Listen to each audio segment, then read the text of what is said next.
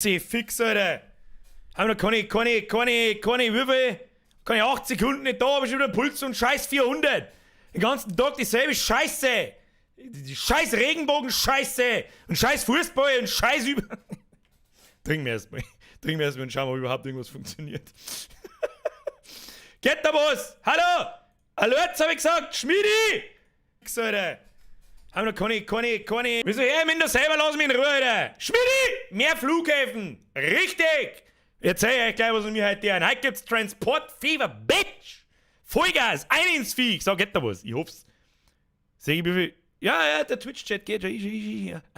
Weil der vornehme Herr Restream hat wieder mal was geändert. Irgendwas hat er geändert im Hintergrund und ich weiß nicht was. Auf einmal kann man Titel ändern und Events ändern und was weiß ich, aber eigentlich schon wieder damit gerechnet, dass überhaupt nichts geht.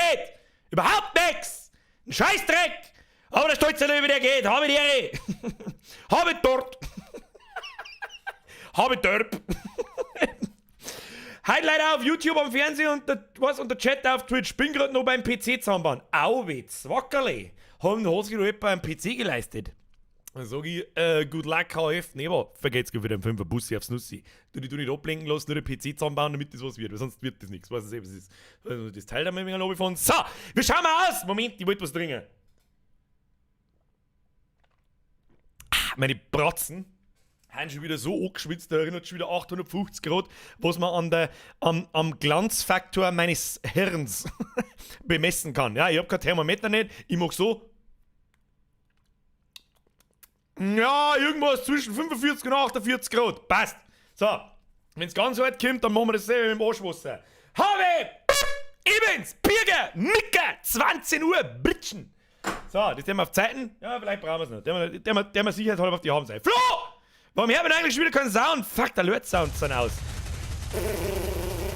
Flo, mehr zu dir, Flo, mehr zu dir, Flo. Schleckmas Zückerli Birgeli lol Hashtag Beethof hob i grad gesucht Hashtag Full Homo lol. What the fuck hab ich gerade gesagt? Hashtag Full Homo lol. Weißt du, was ich die gerne mal fragen würde? Was sagen denn eigentlich wirklich Schwule und Lesben zu dieser ganzen Regenbogen-Scheiße? Es darf mich so interessieren, sie da mal wirklich mit Homosexuellen zusammen zum Sitzen, zum Schmatzen. Nervt euch das nicht selber? Sag, jede zweite Firma, die sich für 2 Wochen, weil sie halt den Medienhype mitkriegen möchte, sie die scheiß Regenbogen aufs Hirn aufgemalt, aber das ganze restliche Jahr keinen Fick nicht gibt. Hass! Flo, merci dir, Bussi aufs Nussi, Hashtag Full Homo. Hashtag Pralinsquad, ab in den Chat. Wir brauchen keine scheiß Regenbogen nicht. Klang Hashtag Pralinsquad ist unser Regenbogen. So, Bergler Max, vergesst wieder den Zwickel, hab ich die übersehen oder kommst du noch? Ich bin mir nicht sicher. Pretender!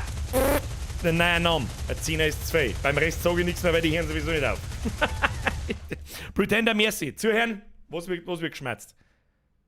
Servus Bürger. Hi, Deri. Göt wir Österreicher sen gödig. Ja, das hab ich schon gespannt. Kannst meiner Frau Sonja O.S. Guade zum Burzeldock wünschen. Hättest du mir hier lieber den 10er geben. Hashtag Geldgeiler Wichser Raute gödige Österreicher. Ich bin ein Rasenfreak. Ja, das trifft's auf den Punkt. Grüß nach Österreich. Vergelt's für den 10er, schöne Grüße an die Sonja. Alles Gute zum Geburtstag. Waffeltrage, Zugfahrer, möp. Merci wieder €1. Bergler Max, habt dritt miteinander. Grüß aus, was, Mindelheim. Ja, kenn ich ausnahmsweise, was heißt ausnahmsweise, ich kenn auch nicht alles. Kenn ich nicht, aber drauf geschissen. Habe ich dir zurück, merci für den Zwickel. So, Bussi aufs Nussi. Wo sind wir? Jetzt bei so was, was wir heute tun? Weißt du, was wir mir heute tun? Heute gemütliche, wie der Preisen selbst sagen darf, gemütliche Runden Aufbaustrategie. Transportfieber. Haben wir letztes Jahr schon einmal gespielt, aber in der Zwischenzeit sind mit Sicherheit auch einige neue Leute dazugekommen. Und das Spiel kennt nicht jeder. Ist ein bisschen, habe ich ja damals schon gesagt, ist so massiv unter dem Radar. Ist aber eines der besten Aufbauspiele, die es gibt, in meinen Augen zumindest. Und ich glaube, ich habe damals auch extrem viel Leute gefixt, um Gottes Willen. Und da denke ich mir ausnahmsweise auch mal nichts. Also ich mach da freiwillig Werbung dafür, weil es wirklich eines der besten Aufbauspiele ist, die es gibt. Ich werde versuchen... Flo! Nein! Warte mal. Was gibt denn jetzt, Alter? Da schau her, da braucht sich keiner herin, was scheißen da zum Schmecken. BHI bin bieten dir Obergrott a bissel mehr zu Typen und mir ist es so scheißegal, wie es de Firmen und Leid machen. Ich kenn Leute, das motivierte Breit Flagge, ober mir ist das ganze scheißegal. Habe ich mir doch gedacht. Wer hätte das gedacht? Entweder es ist dir scheißegal, die Schweiz imitieren, oder du bist genervt davon. Oder du bist jemand, der alle 2 Minuten getriggert ist von allem. Na, was ist eigentlich mit meinem Mikrofon? Das glaube ich ist ein bisschen laut, kann das sein? Entschuldigung. Flo, das hätte keine 10 kosten müssen. Stop it. Okay. Merci. Nein, hier, chillen. Ich wollte gerade was vom Spei verzeihen. Und ich hab gemeint, die Schweizer haben zwei. Die Schweizer werfen aber mit Schweizer Franken. Jan Philipp Lauer, merci für deinen Zwickelbussi aufs Nussi. Bambi! Was? Mal wurscht, ob's wieder sudest, hilft dir. Ma wurscht obst wieder sudderst, hilft jo o jes nix lachen Jo, das Smiley das hilft oder schon. du kauf da a Packerl Kamünte. Zur Beruhigung, leicht lächelndes Gesicht, Hashtag ich wurde Geldgeiler enttarnt. Wichser, Hashtag Liebe. Liebe an Pralinsquad, das hättest du schon noch fertig lesen können. Wieso, was ist denn das überhaupt für ein Nein? Tussi, die Scheiße vorliest. Die liest ja bloß die Heften, die faule Mistmatz. Grüezi Bambi, ein 20er ist 2. Aber wem sage ich das? Bussi aufs Nussi, Hashtag Liebe an den Pralinsquad. Ja, ich mag's eigentlich gar nicht sagen. Ich mag eigentlich gar nicht darüber schmatzen. Weißt du, wie ich das regeln darf? Weißt du, diese einfache Art und Weise für irgendwelche Drecksfirmen, sich da irgendeinen Regenbogen-Scheiß drauf zu machen, weißt du, damit man das kann ja jeder. Damit man gut dasteht. Kann ja jeder. Weißt du, was ich da tue? Ich darf mir an jeden Einzelnen aussuchen, der irgendeine schwulenfeindliche Scheiße von sich gibt und da in aller Öffentlichkeit so zur Sau machen und so verarschen, dass er nie wieder weiß, wo hinten und vorne und oben und Oder unten und mir überhaupt wollen ist. wieder an Hashtag Bukake Express. Maxi! Alter, wir wollen mal wieder an... Was? Der Bukake Express, der ist halt, Du Alter. da Entschuldigungsfünfer Weihe bloß bis 9 du bin AA Mr. Waiter! Sag mir, hat sie alle besucht, Maxi. Mal so wurscht, wie es du irgendein Konzern Ich bin ein kleiner hört. Popo-Berater und ist mir so wurscht, was da irgendein Konzern tut. Das sind die Sachen, wie gesagt, ich mag eigentlich gar nicht drüber reden. Ganz ehrlich, ich mag eigentlich, aber ich muss. Ich oute mich als I'm triggered by everything, Karen. Mit einer scheiß Regenbogenscheiße, das geht mir so hart auf den Sack. Ja? Ich habe vorher im Chat geschrieben. Vorher im Chat habe ich geschrieben, Mr. Mash! A10er ist Zwui und ich weiß das. Du Vollidiot! Jetzt soll der Zeit futzen! Fixletten, Ich schau oder? nie für nix lol Du und brauchst ja nicht für mit nix schauen, um das Trigger geht's ja! Aber das Und muss ich für kaum dein sagen! Glück schon mal Bakalol. Und ja, mit Trigger alles lol. Hässlich BISD Und net für die hahaha würd so ich net mich org schon mal- hässlich lol. Ich bin ein Rasenschwein. Also Alter, dann habe ich alles erreicht. Wenn wirklich ein Damit Schwuler du zu im mir sagt, Urlaub oder? net verdurstest LUL. Babele, dann sag ich, habe ich optisch alles erreicht. Habe ich optisch alles erreicht, Leute. Weißt du, wenn ein Schwuler zur Mo oder eine Lesbe, darf man das überhaupt nur sagen? Ich sag dir, es ist mir egal, ihr wisst, was ich meine. Sagt zu einer Frau, Babene, dann hast du optisch alles Und erreicht. die Didit Dann hast du die Frostbahn Bestätigung, auffahren, dass du die optisch in der EPF Champions und League Dosen, spielst. die EPF und Dosen. Ich glaub, es ist alles gesagt. Ist alles gesagt. Leute, chillen oder ich komm nicht mehr neu. Ich muss einen Haufen Scheiße. Maxi, merci für den Fünfer. Way down, what's? Das habe ich zum Beispiel gar nicht gewusst. Bussi aufs Nussi, Hashtag Pralinsquad. Merci dir. Mr. Mesh, ich weiß das. An Florian triggert alles. Ja, welcome to the Squad. Das war ein High Five übrigens. Herr Feuerwehrler Jan, merci für den Fünfer, damit du im Urlaub nicht verdurst. Oh, wir haben ja mittlerweile schon. Ich bin ja mittlerweile schon am Überlegen, ob wir nicht vielleicht doch weiter wegfliegen. Ich habe noch nie diesen bin ein Kontinent Rasenschwein. verlassen. Mehr hätte ich gerne mal da, aber das ist ja eine Frage des Geldes. Weißt du selber, was es ist. Dein Fünfer wird investiert. Merci dir. Langbeini, merci für den Fünfer. Kommt der Depp von Dosenbahn angefahren? Depp von Dosen. Wir werden sehen. Mit dem halt nicht zugefahren. Mit dem halt fliegen, oder? Just Way down! Du bist Babene.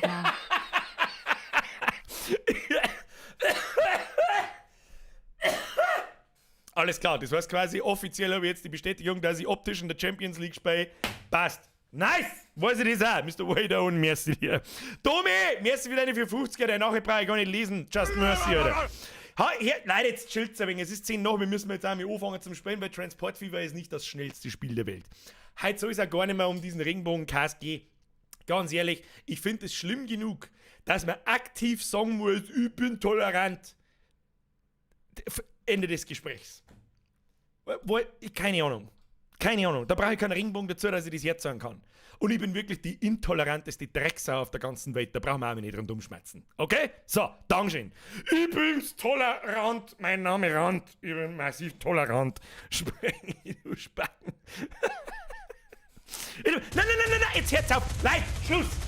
Noch ein Edelweiß ist jetzt Schluss. Alter, Schluss. Edelweiß. Oh. So als stiller Bürger-Fan schon vor den Streams. Spendenaufruf für eine Bannerwerbung bei der EM mit Hashtag Pralinensquad. Ich sag schon. Vorher im Discord. Erst einmal Edelweiß. 15 sind 2. Dankeschön. Bussi aufs Nussi. Ja? Das ist das erste Mal, dass ich den Namen in Verbindung. Na, jetzt! Kruzifix Hansel! Ruhe jetzt! Nein! Schuss! Bürger Aus! am besten du mochst in Österreich Urlaub nett in Griechenland Smiley mit Freudentränen Grüße aus Niederösterreich. Das weiß ich noch nicht. Da können wir uns nachher vielleicht mal noch kurz unterhalten, was für Urlaubspläne das wir haben. Ich werde euch nicht. Ja, Hansel, ich weiß nicht, Hansel, Edelweiß, jetzt wieder auf. Nein, ich nicht. Derry, sorry, heute Fußball, aber guck's nach. Das ist alles geil. Was dann? YouTube durchgespielt. Ich bin ein Rasenschwein. Streamen durchgespielt. Optik durchgespielt. Ich weiß nicht, langsam gehen mir die Ziele aus, Leute.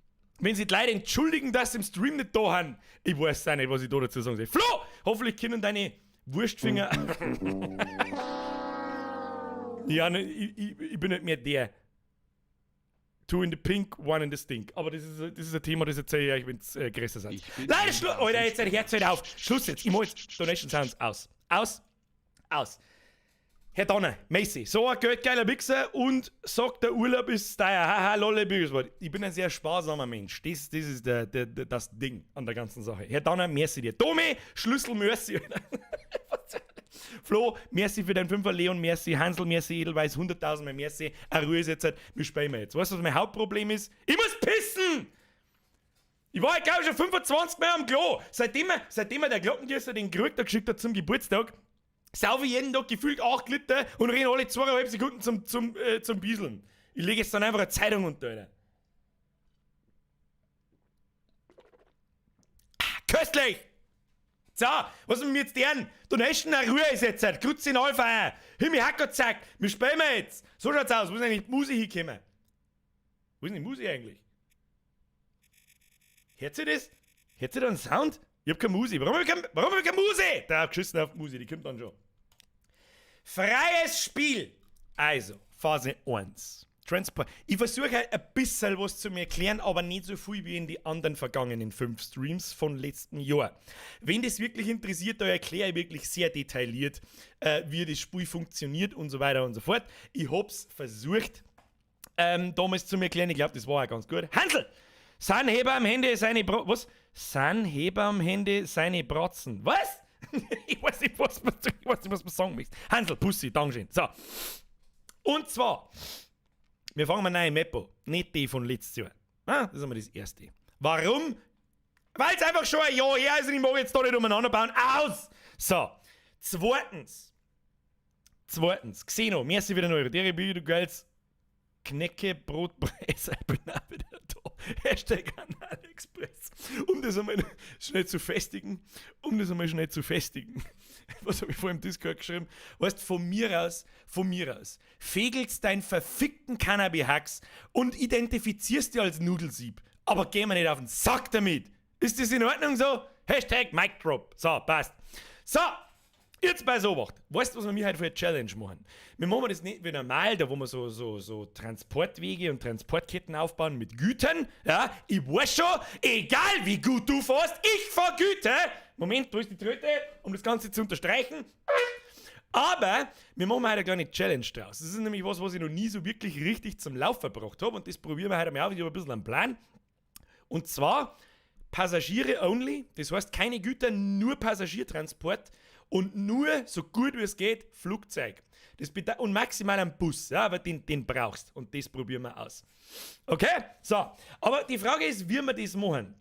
Leute, jetzt hört mit der Donaterei auf. Was ist denn los mit euch? Weißt du, meinst du, dass ich zur Gaudi heute das Bums-auf-T-Shirt da hab? Spart euch einmal das verdammte Geld und kauft euch lieber am Freitag den neuen DLC. Aber jetzt hab ich schon wieder was verraten. Weiß nicht, was es ist. reden wir später drüber. Pussy aufs Nussi. Der bekloppte Krampus, neue Wohnung mit der Chefin und Bürger schauen. Sagst du mir, schöne Grüße an die Wohnung. Scheiß auf die Chefin. Entschuldigung, Pussy aufs Nussi, Dankeschön. Herr Lacher, merci für deinen Zehner. Ich hab's vorher schon immer gesagt, jeder darf da, was er will, solange es nicht die großen Glocken hängt, ist mir das wurscht, dafür brauche ich keinen Regenbogen. Enough said. So, jetzt ist er Ruhe. So, keine Züge. Leute, jetzt hört's heute auf! Grüezi Neufeier! Honey, okay, Schluss! Spendenaufruf für den. Nein, die braucht. Also, ich hab. Nein. Ich mag's nicht lesen, weil sonst flippen gleich. Was ja 13,28 €. Honey, ich weiß manchmal nicht, was mit den Leuten los ist. Eine Ruhe ist jetzt. So, die Frage ist. Ich kann mich nicht konzentrieren, Leute, ich hört's einfach nicht auf. Es ist unfassbar, ich hab noch nichts da, Alter. Was zur Hölle? Ich möchte euch gerne das Spiel nahebringen, für die, die es noch nicht kennen. Und für die, die es schon kennen, möchte ich euch vielleicht eine kleine Challenge mit auf den Weg geben, wenn du nicht mehr weißt, wie du das Spiel spielen sollst, weil du das schon 100 Mal durchgespielt hast. Oder wie ich 800 Stunden einbuttert hast. So, und zwar, normalerweise spiele ich alle, das ist übrigens der Map-Editor, das ist also ein Zufallsgenerator. Ja? Da gehe ich rein und dann sagst du halt die Map. Kannst auswählen, ja, sehr groß und da links noch und wie viele Flüsse und lauter so ein Scheiß. Und normalerweise spiele ich über die gemäßigte Klimazone. Ja, fast immer eigentlich. Dann gibt es aber noch zwei andere. Und zwar gibt es noch die tropische Dings. Die habe ich ein einziges Mal angefangen, nur mit Schiffen. Ja, da ich das aber auch schon so exzessiv betrieben habe, mag ich das da nicht mehr da. Was ich noch nicht so wirklich ausprobiert habe, ja, machen wir 1 zu 1, dann wird das quasi eine quadratische Karten. Generiere Karte, dauert auch irgendwie ein bisschen. Ich meine, die Karten ist dann echt riesengroß. Und hat man zuerst gedacht, so hat glaube ich, gerade jemand im Chat geschrieben, mach Inselwelt und dann machen wir quasi mit Flieger. Das Problem an diesen Inselwelten ist, dass die Maps, also die Inseln sind so winzig, dass du da keinen großen Flughafen drauf kriegst. Und damit du da richtig Passagiere transportieren kannst, brauchst du den großen Flughafen. Sonst können da nämlich keine, wie soll ich sagen, keine Passagierjets fliegen, sondern bloß diese kleinen Scheißhaus-Propellermaschinen, da wo 12 Leute passen. Und das haut halt nicht ganz hin. Herr Freisler, merci für den Zwickel, Domi, merci für den, du mit der, wie viel merci denn noch, Alter? Was ist los mit dir? Rest in peace, Mr. Headphone User. So, eine Ruhe ist jetzt. So, darum habe ich mir Folgendes gedacht. Was ich offstream noch fast erst ein einziges Mal gespielt habe, für eine Stunde oder so, ist das da. Nämlich die trockene, so Wüstenmap mit so Canyons, so voll fett und so. Und hab mir gedacht, weißt du, was wir da tun? Da tun wir Städte, machen wir sehr hoch, dass es ganz viele Städte gibt.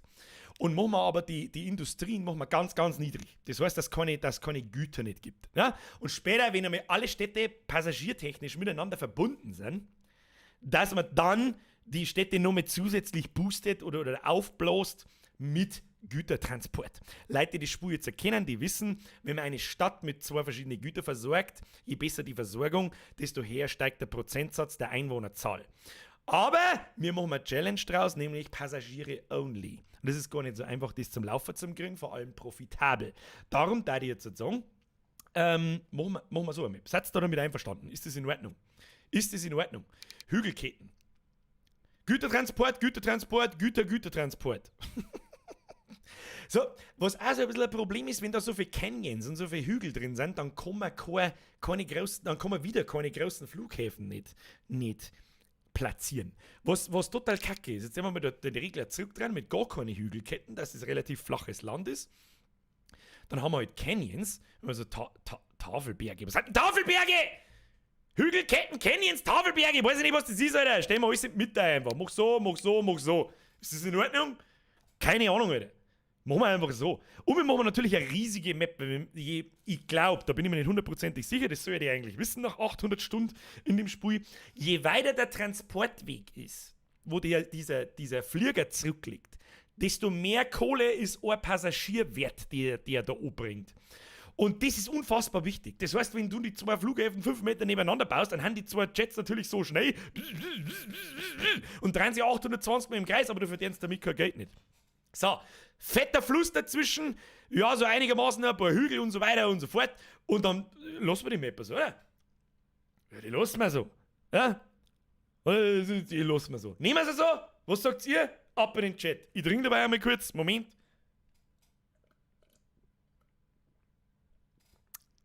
Okay, kein Mensch schreibt was im Chat, leckt's mir am Arsch. Weiter. Und dann ist die Frage, Du kannst dann dein Fahrzeug-Setup wählen. Ja, ich spiele übrigens ohne Mods. Ich hab selbst, offstream habe ich Mods und so, aber ich möchte gern ganz offiziell Achievements freischalten und so weiter und so fort. Wir nehmen Europa, das war das erste, was ich gelesen habe, hat es geschrieben, der WQ85. Anfangsjahr 1950. Dann können wir aber nicht weiter, da gibt es ja keine Chats. Das ist nix. Startjahr machen wir 2000. Ja? Mir nervt nämlich dann immer so unfassbar, wenn dann nämlich einmal 2050 ist und alle zukünftigen Fahrzeuge freigeschaltet sind, dass ich die dann alle auswechselt. Das nervt mir ein bisschen. Aber egal. So, Europa, wir drücken jetzt da eiskalt auf Start, ohne Mods, ohne alles, ganz offiziell. Schwierigkeitsgrad machen wir einfach. Ja? Es ist so schon schwer genug, diese Flughäfen zum Laufen zu kriegen. Aber zeige euch, wie mein Plan ist. Warum spielt denn eigentlich keine Muse? So, das dauert jetzt eine Zeit. Ja, einmal das erste Mal das Ding da lohn, das dauert eine Zeit, leider Gottes. Was eigentlich, hab ich jemals auf Mittel gespielt oder auf schwer? Ich glaube schon, aber ich habe nicht ganz herausgefunden, was dann genau der Unterschied im Spiel ist. Ich glaube, du hast weniger Startkohle, dann darf unser Plan sowieso schon nicht aufgehen. Mach ein Museo, da ist schon Musik, die läuft dann schon im Hintergrund. Das ist bloß, ich habe das Spiel schon so seit über einer Stunde offen. Und ich glaube, da läuft dieser Soundtrack einmal durch und wenn er go ist, dann ist er go und es ist leise. Dabei du hier wegen Schmerzen. Der Asker schreibt, ohne Mods, okay, ich hab heint frei. Du kannst da auch gern frei nehmen, es ist Deutschlandspiel. Ich erwarte heute keine allzu massive Zuschauerschaft, nur den absoluten Hardcore-Kern. Und dann kriegt er bloß der absolute Hardcore-Kern mit, was ein gutes Spiel ist und was nicht. Also gleich einmal an alle. Jeder, der Anno gern mag, kannst du dieses Spiel blind kaufen, weil es in meinen Augen sogar besser ist als Anno. Mehr Verkehr in den Städten bei schwer. Schreibt der Delos. Das heißt mehr Zivilverkehr oder wie und verstopfte Straßen und so weiter und so fort. Ab 9 ich musst FIFA spielen. Ja, genau. Bevor ich mir nochmal in meinem Leben ein FIFA kaufe, bringe ich mich vorher um. Der Xorton schreibt, nur der absolute Hardcore-Kern, ich bin bloß ab und zu dabei. Ja, der Xorton, du gehörst auch dazu. Der Regenbogen Hardcore-Kern. Fußball oder Bierger? Da brauche ich nicht überlegen. Fußball ist auch wieder so ein Thema, Alter. Ich kann nichts mehr damit anfangen, diese Scheißdrecksscheiße, diese angeschissene. Aber gut, wir haben ja nicht da, um übers Fußball zu schmerzen. Natürlich interessiert mich das Ergebnis nachher, aber weißt du, wie es ist. So, PC, kannst jetzt nur mir fertig werden, da Kruzifix, Alter. Ich kriege ein Schlagerl. Es ist so leise. Muss ich die ganze Zeit Fotzen aufhaben. Kruzifix, ich muss so dermaßen pissen, das ist unfassbar. Das wird hart bis um 10 Uhr. Kinder, das wird hart bis um 10 Uhr, aber ich soll einmal was tun müssen für mein Geld. So, ist jetzt da einmal gelohnt. Jetzt dauert es wahrscheinlich noch mal schnell Minuten, bis sie das sind. Ah, jetzt hören wir schon einen leisen Sound. Erst jetzt. Ah. Bing, bing, bing, bing, bing, bing, bing, bing, bing, bing. Schaut schon mal gut aus. Das Einzige, was ich natürlich wieder. Hoppala, nicht das verschieben. Was tue ich denn schon wieder? Das Einzige, was ich natürlich tue, ist mich da wieder drüber setzen. So. Damit ihr da unter mir, da steht unsere Kohle. Da steht unser aktueller Verdienst, die blaue Dings da. Unsere Einnahmen quasi in die letzten Zeiträume. Und dann schauen wir uns doch. Tipp! Klicke und halte den rechten Mausbutton und bewege dann die Maus. Ja, wow! Alter, ich hab 800 Stunden im Scheißspiel. Lass mich doch in Ruhe. Brauche ich keine Tipps. Geh weg. Jetzt müssen wir da einmal über die Karten drüber fahren, damit sich alles einmal so irgendwie in den Zwischenspeicher einlädt. Und dann sehen wir schon. Schau hin, die Map schaut wirklich gut aus. Ja?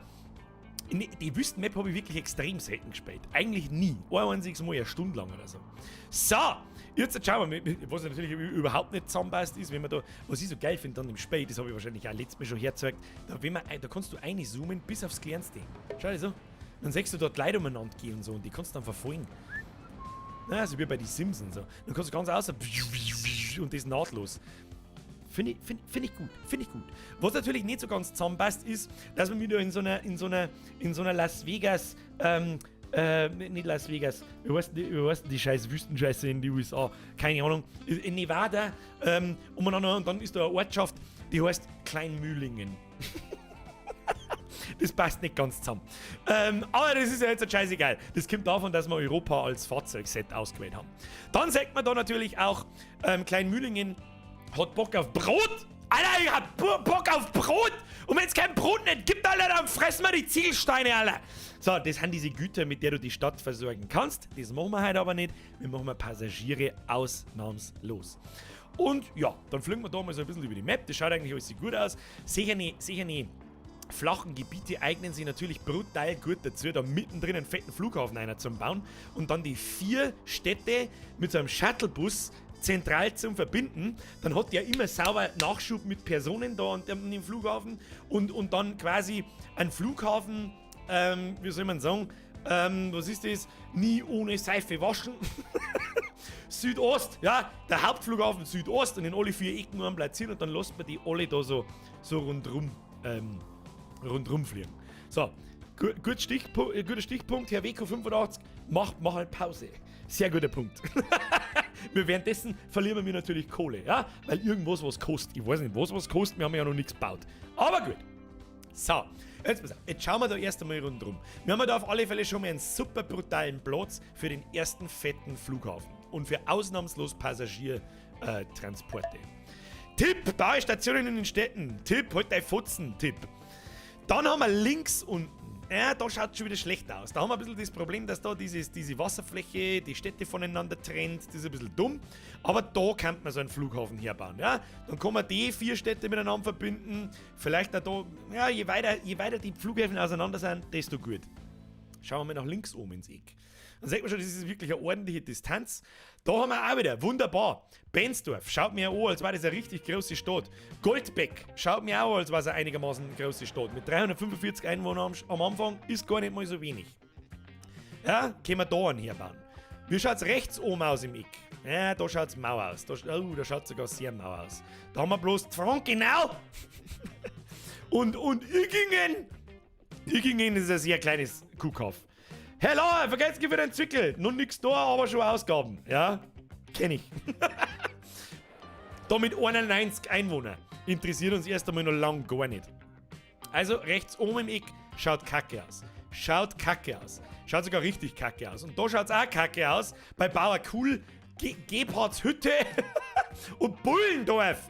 Und wenn es Bullendorf, hau ab mit Bullendorf, das reißt mir ab. Nein, da nicht. Der mal lieber nicht. Wichtiger Tipp, wenn du in einer Stadt jedes Gebäude wegreißt. Normalerweise, also die Gebäude bauen sich selber wieder auf, je nachdem, nach Beschaffenheit, ja, von Verkehr und so. Wenn du aber alle Gebäude abreißt, dann ist die Stadt weg und kommt dann nicht nochmal. Wichtiger Tipp, habe ich schon ins Klo gegriffen. So, jetzt pass auf. Dann darf ich vorschlagen, setzen wir unseren ersten Plan sofort um. Was ich dann normalerweise im ersten Moment tue, ist, ich gehe in die Städteübersicht, das ist diese Liste hier, und sortiere mal nach Größe. So, dann haben wir da, damit ich gleich mal die größten Städte an diesen Flughafen andingse, ja, anschließe und nicht irgendein kleines Scheißkauf, damit so viele Passagiere wie möglich verfügbar sind. Das ist aber das erste Wichtige. Schauen wir mal Goldbeck. Wo ist Goldbeck? Da können wir da auf den kleinen Pinsel da drauf drücken, auf den kleinen Marker und dann zoomt es da straight rein. Muss noch gar nicht sein. Okay, Goldbeck ist die größte, habe ich gerade gesagt, ist die größte Stadt auf der Map. Sehr wichtig. Das heißt, ein Flughafen kommt schon mal mitten daher, dass wir diese 3 Städte da miteinander verbinden. Dann bin ich mir fast sicher, dass Benzdorf die zweite, drittgrößte Stadt ist. Bin ich mir fast sicher. Schau, Benzdorf, zweitgrößte Stadt. Wichtig, sau wichtig. Kapellen-Drußweiler. Wo der Fuck zur Hölle ist Kapellen-Drußweiler? Drückst du mal drauf. Rechts unten, als hätten wir es Groß heute. So, Plan steht fest. Zentraler Flughafen, Südost und einer Nordwest. Nordwestzentral, Dings. Und die 2 verbinden wir miteinander.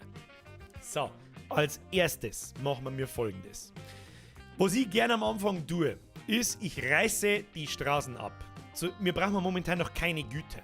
Die Güterdinger, das sind so diese Industrieteile da, wo du dann Züge miteinander verbinden kannst und völlig kranken Scheiß machen kannst. Wenn dich das interessiert, schau den Stream von letztes Jahr. Erst einmal reißt mir die ganzen Straßen da weg, weil sonst weiß ich nicht, wo ich am Flughafen sauber hinbaue. Und mein innerer Monk, der hasst es, wenn diese Straßen da so kurvig und kreuz und quer durch die Landschaft gehen. Ich hasse es.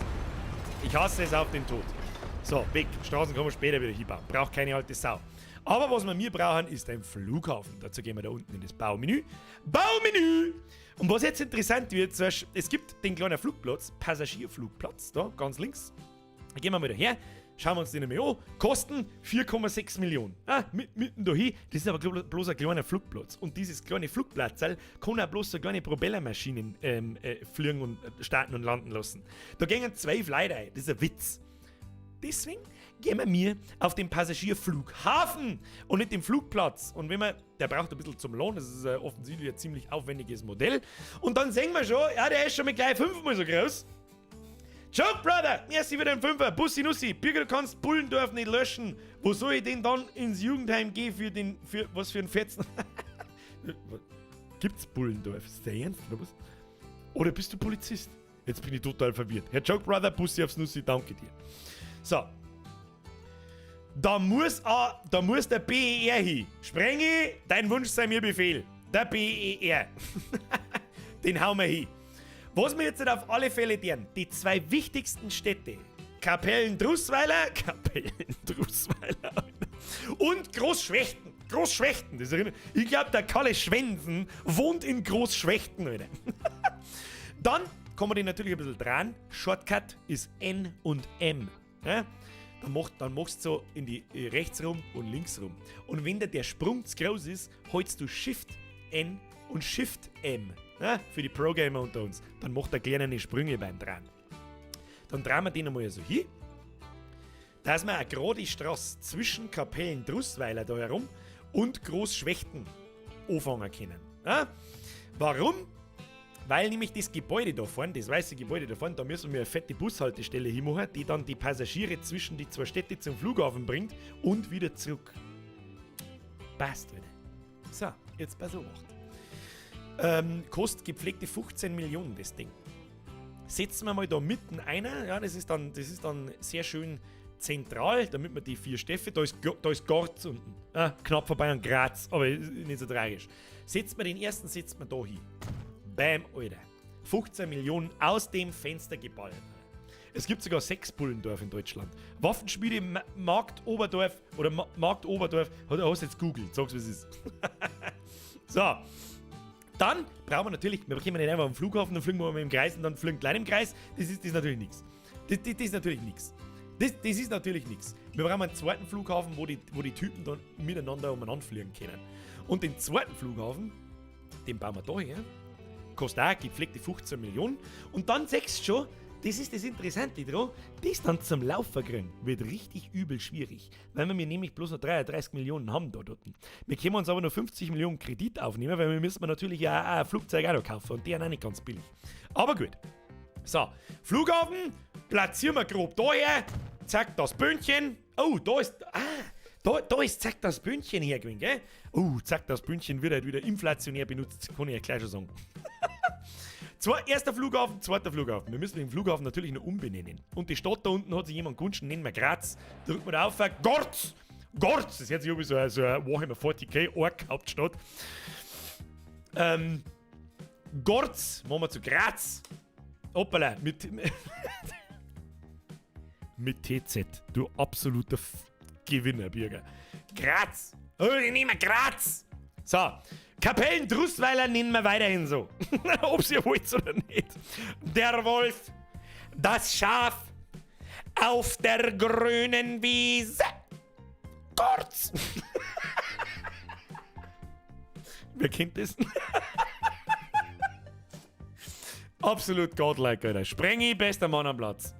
So, dann. I'm this old. I'm this old too. I feel you, bro. So, jetzt pass auf. So funktioniert das natürlich nicht, ja? Keiner aus Kapellen-Drußweiler kommt irgendwie an den Flughafen und wieder zurück. Dazu benötigen wir eine Straßenverbindung, siehst du, Lagi Straße, und eine Busverbindung natürlich. Aber bevor wir das tun, benennen wir erst einmal den Großschwechten-Flughafen in den BER um. Südost, Ost. Und damit wir uns nicht verderben, schreiben, damit da jeder mitkommt, rechts und. BER Südost, rechts und. Ganz wichtig, ganz wichtiges Detail. Schulcreme-Sepp, merci für den 5er Bus aufs Nussi. Servus, Bert. Servus, Schulcreme-Bert. Merci dir. Und dann da ist der MUC. Wer hat das geschrieben? Der Loyal Steff. Das ist der. Gehen wir auf da, bisschen auf da. Flughafen. MUC. Nord, Ost, links oben in Klammern. So. Der Lurch lugt.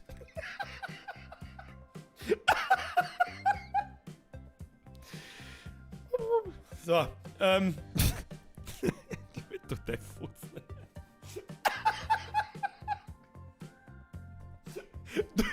Der Lurch lugt. Was hab ich jetzt geschrieben? Nordwest, nicht Nordost, links oben. Scheiße, das ist Nordwest. Fuck, Birger! Vor lauter Lurch lugen. Nordwest, links oben halt. Grütze in Allfeier. So, und rechts unten bauen wir jetzt die Straßenverbindung. Ja, ganz wichtig. Aber als erstes bauen wir Folgendes. Und zwar... Ich habe mich vertan. Deswegen schreibe ich links oben, damit sie alle auskennen. So, eine Bushaltestelle. Es gibt natürlich verschiedene Bushaltestellen. Es gibt so kleine Bus-Tram-Haltestelle. Es gibt aber auch eine große Bus-Tram-Station. Und die nehme ich da natürlich gern her. Die drehen wir sauber. Und dann ist da ganz furchtbar wichtig, dass die da so eine Verbindung aufbaut. Wenn du da ohne fährst. Und wenn dann das Gebäude weiß wird, dann haben diese zwei Gebäude quasi eine Verbindung und Leute können quasi von A nach B zu Fuß gehen ohne Transportmittel. Das ist vor allem bei den Gütern ganz furchtbar wichtig. Dann darf ich sagen, pflanzen wir mal. Ich glaube, wir brauchen mehr Plattformen. Wir haben erstmal Folgendes. Ja? Pro-Gamer planen vorher nicht, aber ausnahmsweise schon. Wir haben 4 Städte, die wir da anschließen. Das heißt, wir brauchen auch links 2 Plattformen und wir brauchen rechts 2 Plattformen, damit wir 4 Stück haben. Und dann brauchen wir die Länge von 30 Meter und dann haben wir da eine richtig fette Busstation. Ja? Ist aber bequemer, wenn du das vorher da rechts unten einstellst, als statt dass du dann im Nachhinein das Ding modifizierst. Ja? Und siehst du, da haben wir es schon. Kann ich das Ding schon wieder nicht mehr herbauen? Doch, kann ich schon. Da ist offensichtlich so ein Berg, so eine Neigung drin, dass wir da echt ein bisschen ein Problem kriegen. Aber geht schon. So, da pflanzen wir das Ding her. Passt gut gegangen. Schaut gut aus. Umso optische Sachen, das jetzt da sechst ist, da ist total voll die fette Kanten drin. Das ist natürlich totaler Scheißdreck. Die müssen wir da ein bisschen wegmachen, damit wir da eine Straße bauen können. Und eine Stauern natürlich, ja, richtig. Und das soll fürs Erste gegangen. Wir müssen nur relativ sparsam bauen, weil sonst kriegen wir echt ein Problem. So, Straßenverbindung. Lagistraße. Da nehmen wir natürlich eine große Landstraße, auf der die Autos mindestens 100 km/h fahren können, das ist wichtig. Und bauen wir einfach mal geradeaus so eine Straße da oben. Da haben wir so schön gebaut, schon hin. Kollision. Was Kollision? Der Mann ist so fett, die ist eine einzige Kollision. Was? Wo? Kollision? Ja, nix Kollision, sag ich doch. Da schau hin. Kostet die Scheißstraße, kostet eine halbe Million, weil wir mitten durch einen scheiß fucking Berg durchfahren. Ja, jawohl. Bauen wir hin. Ist wichtig, bauen wir. Und wir verbinden fürs erste Jahr erst einmal nur eine Stadt, weil sonst können wir uns den restlichen Scheiß nicht leisten. Ist mir schon oft passiert. Der Chris Funkdrezer schreibt, mach doch eine Autobahn hin am Flughafen und das Haltestelle an die Straße, dann hast du mehr Platz für Erweiterungen. Das stimmt, da hast du vollkommen recht, aber ich glaube nicht, dass wir jemals mehr Erweiterungen brauchen wie das hier. Und wenn, dann kann man im Nachhinein das Ding immer noch konfigurieren. Da kannst du den Busparkplatz anklicken, gehst rechts oben, Großschwächten Anbau, gehst auf Konfigurieren und dann kannst du da das Teil, das haben sie richtig geil gemacht im zweiten Teil, kannst du das beliebig erweitern. Siehst du das? Ich weiß schon, wenn jetzt da an der anderen Seite eine Straße war, dann ist es nicht mehr so einfach, aber das lässt sich schon regeln mit kurz abreißen, verlängern, Straße wieder ohne bauen, erledigt. Wickel schreibt, rechts ein Weg ziehen, sonst schaut es scheiße aus. Wickel, da hast du recht, das kostet aber alles aktuell Geld. Und wir haben ja bloß 17 Millionen. Und wir haben hart an der Grenze, dass wir das überhaupt hinkriegen. Wahrscheinlich verkacke ich es jetzt im Stream total, aber dann hilft es auch nicht. Ich habe es noch nie richtig zum Laufen gekriegt, um ehrlich zu sein. Also profitabel zum Laufen gekriegt. Wir werden sehen. So, was wir jetzt brauchen, die zweite Stadt. Wir verbinden jetzt Großschwächten. Großschwächten, alle! Scheiße, eigentlich hätten wir Kapellen-Drussweiler nehmen sollen, die Stadt ist größer. Fuck, habe ich wieder vor lauter Schmerzen nicht aufpasst. Aber das ist nicht so tragisch, das kriegen wir schon hin. So, wir bauen jetzt eine Verbindung von Großschwächten daher zur Bushaltestelle. Ja, Shuttlebus, dann ein stadtinternes Bussystem, ein Flieger und der guckt da auf. So, der Gurki McSwurki, da ist der andere nicht, da ist der Mingerer Flughafen. Saji Duran Rahidanir. Alter, was ist denn das für ein Name? Hallo Birger, hallo Saji. Du weißt schon, was ich meine. Ich hoffe, du bist mir nicht besser, aber ich kann es nicht aussprechen. Ich bin ja ein Sprachdepp. Nach Bensdorf. Was war die größte Stadt? Goldbeck. Wo ist Goldbeck? Goldbeck, Süden. Ab in den Süden, Alter. Bauen wir da eine Straße und verbinden wir es mit Goldbeck, Alter. So, und zwar, selbes Spiel nochmal. Gebäude, Bushaltestelle, da ist noch die alte eingestellt.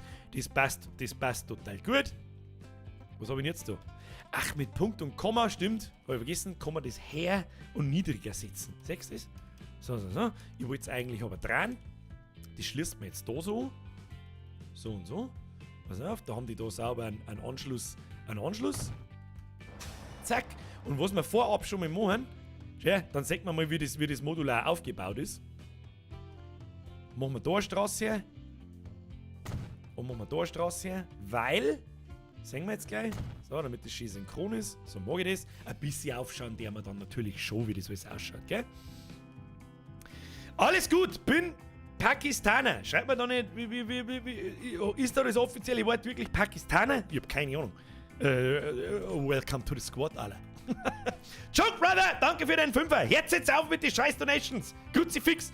Bullendorf gibt's wirklich bei uns in Niederösterreich im Bezirk Mistelbach. Holy shit. Dann Grüße an nach Bullendorf. Keine Ahnung. Sämtliche Witze sparen wir jetzt. Wickel! Wer disliked da sowas Geiles? Du Wickel, das verstehe ich nicht. Ich glaube, der eine Disliker ist immer der gleiche und der hat sich eine fetten Wurstfinger, dass er einfach daneben drückt. Also ist nicht so schlimm. So. Dann. Nicht mehr Geld ausgeben, wir haben ja immer nur 17 Millionen. Ganz furchtbar wichtig. Straßen. Wir brauchen eine Schnellstraße. Wieder mal. Straight. Jetzt pass auf, da machen wir jetzt mal Folgendes. Straße kappen. Und dann Abflug straight daher. Da tun wir gar nicht lange umeinander. Ah, die Straße hat nur einen Zweck. Einen Sinn und Zweck. Und zwar, da wieder die Verbindung her. Wir haben übrigens eine Fehlermeldung gekriegt. Und zwar, wenn du Straßenverbindungen, die bereits bestehen, zwischen zwei Städten löscht, dann verliert erstens einmal jede Stadt, die davon betroffen ist, an Zuschauer. Was rede ich denn für ein Scheißdreck, Birger? Kruzifix, Alter! Einwohner war das richtige Wort, nach dem ich suchte. Moment, muss ich kurz mal, warte mal.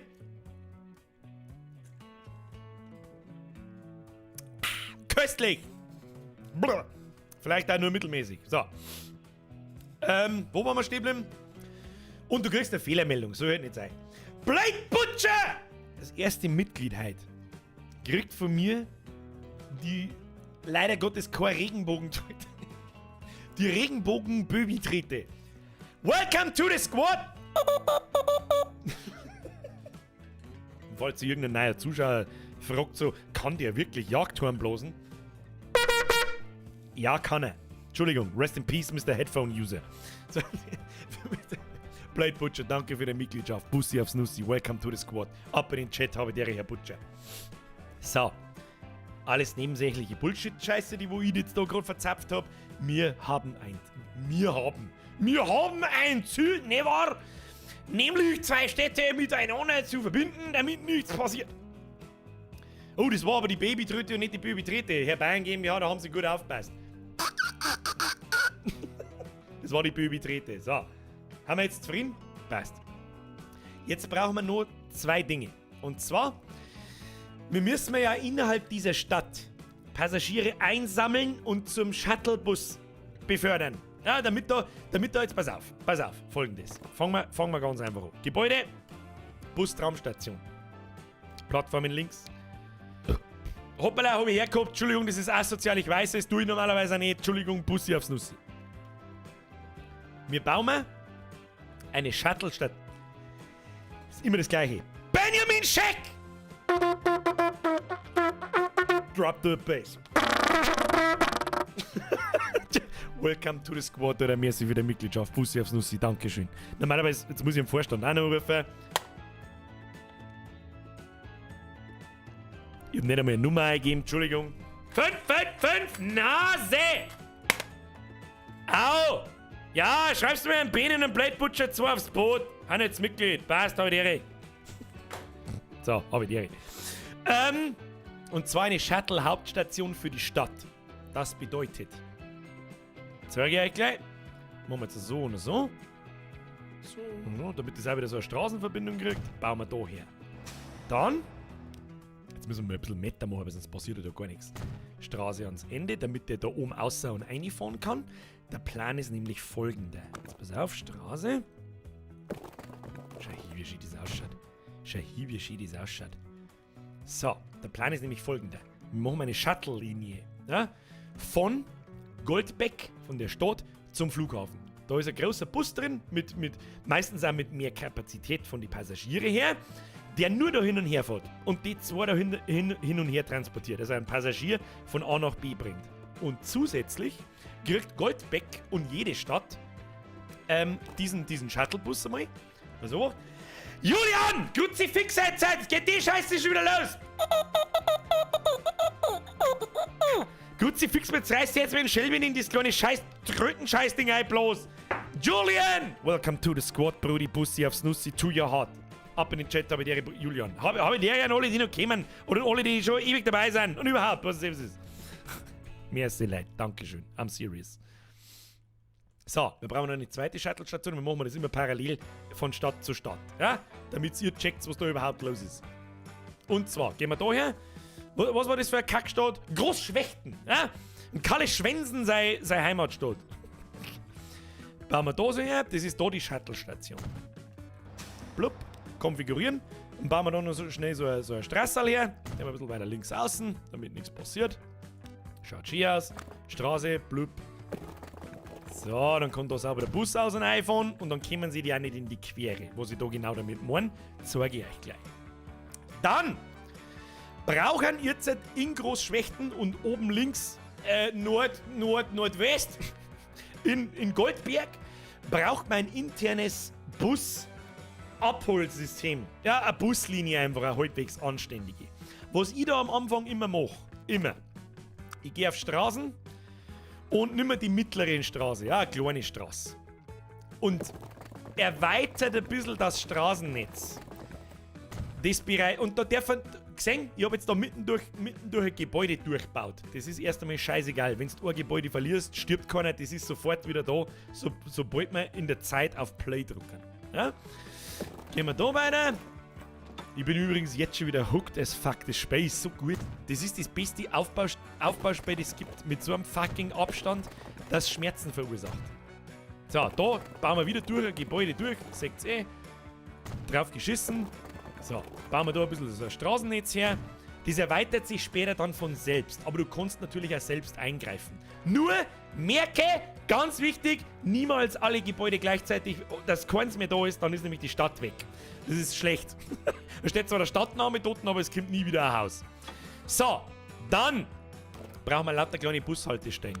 Gehen wir auf die Gebäude, Passagiergebäude, Bus- und Tramhaltestelle. Und jetzt bauen wir gleichmäßig verteilt. Da überall, ich zoome jetzt da mal rein, damit man das auch ein bisschen sieht. Ich finde das nämlich eigentlich auch ganz geil, dass das so schön detailliert ist. Später im Spiel passt man da nicht mehr drauf auf, aber egal.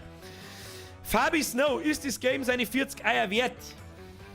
Ja, ist auf alle Fälle. Ich habe so viele Stunden im Spiel drin und wenn du nur ansatzweise solche Spiele wie Anno, City Skylines, was gibt's denn noch so, magst, dann ist das, brauchst nicht nachdenken. Außerdem, ich weiß es gerade nicht, aber schaut mal bitte auf MMOGA. Das ist jetzt ein bisschen Werbung in eigener Sache, I'm sorry. Schaut auf MMOGA, da habe ich einen Link in der Beschreibung. Ja, der übliche Blabla, ich weiß es schon.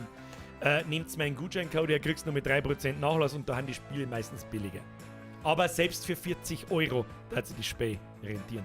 Ja, und ich darf für MMO, auf MMOGA kostet es 18 €, dann brauchst du nicht nachdenken. Und ich gebe dir Brief und Siegel, bei MMO passiert da nichts, ich kaufe fast alle meine Spiele bei MMOGA, also wirklich fast alle. Alle durch die Bank. Julian Brehm, merci für den Euro. Da hat das große Horn bevorzugen. LG aus dem LRK FRG. Das große Horn bevorzugen. Wer zahlt schafft auch. Merci dir. Tropico gibt's noch. Ja, ist aber alles immer ein bisschen anders wie das da. Ist alles ein bisschen anders. Aber wenn du zugänglich für solche Spiele bist, hau rein oder für 18 Euro, brauchen wir nicht diskutieren. Und es gibt keine DLCs oder irgendeinen Schrott. Es gibt einen riesen Workshop auf Steam mit zig Mods und Erweiterungen, zusätzliche Fahrzeuge. Da kannst du dich austoben wie ein Behinderter. Ich darf es nicht so gezielt empfehlen, wenn ich nicht selber so begeistert war davon. So, jetzt. Sechstes, ich versuche jetzt da diese Bushaltestellen zu platzieren. Und dann sechst du, da werden die Häuser, je nachdem wo ich es platziere, werden weiß. Das bedeutet, das ist der Einzugsbereich, wo ein Fußgänger da hingeht zu diesem Tramding. Ja, zu dieser Station halt. Kniedelwutzler!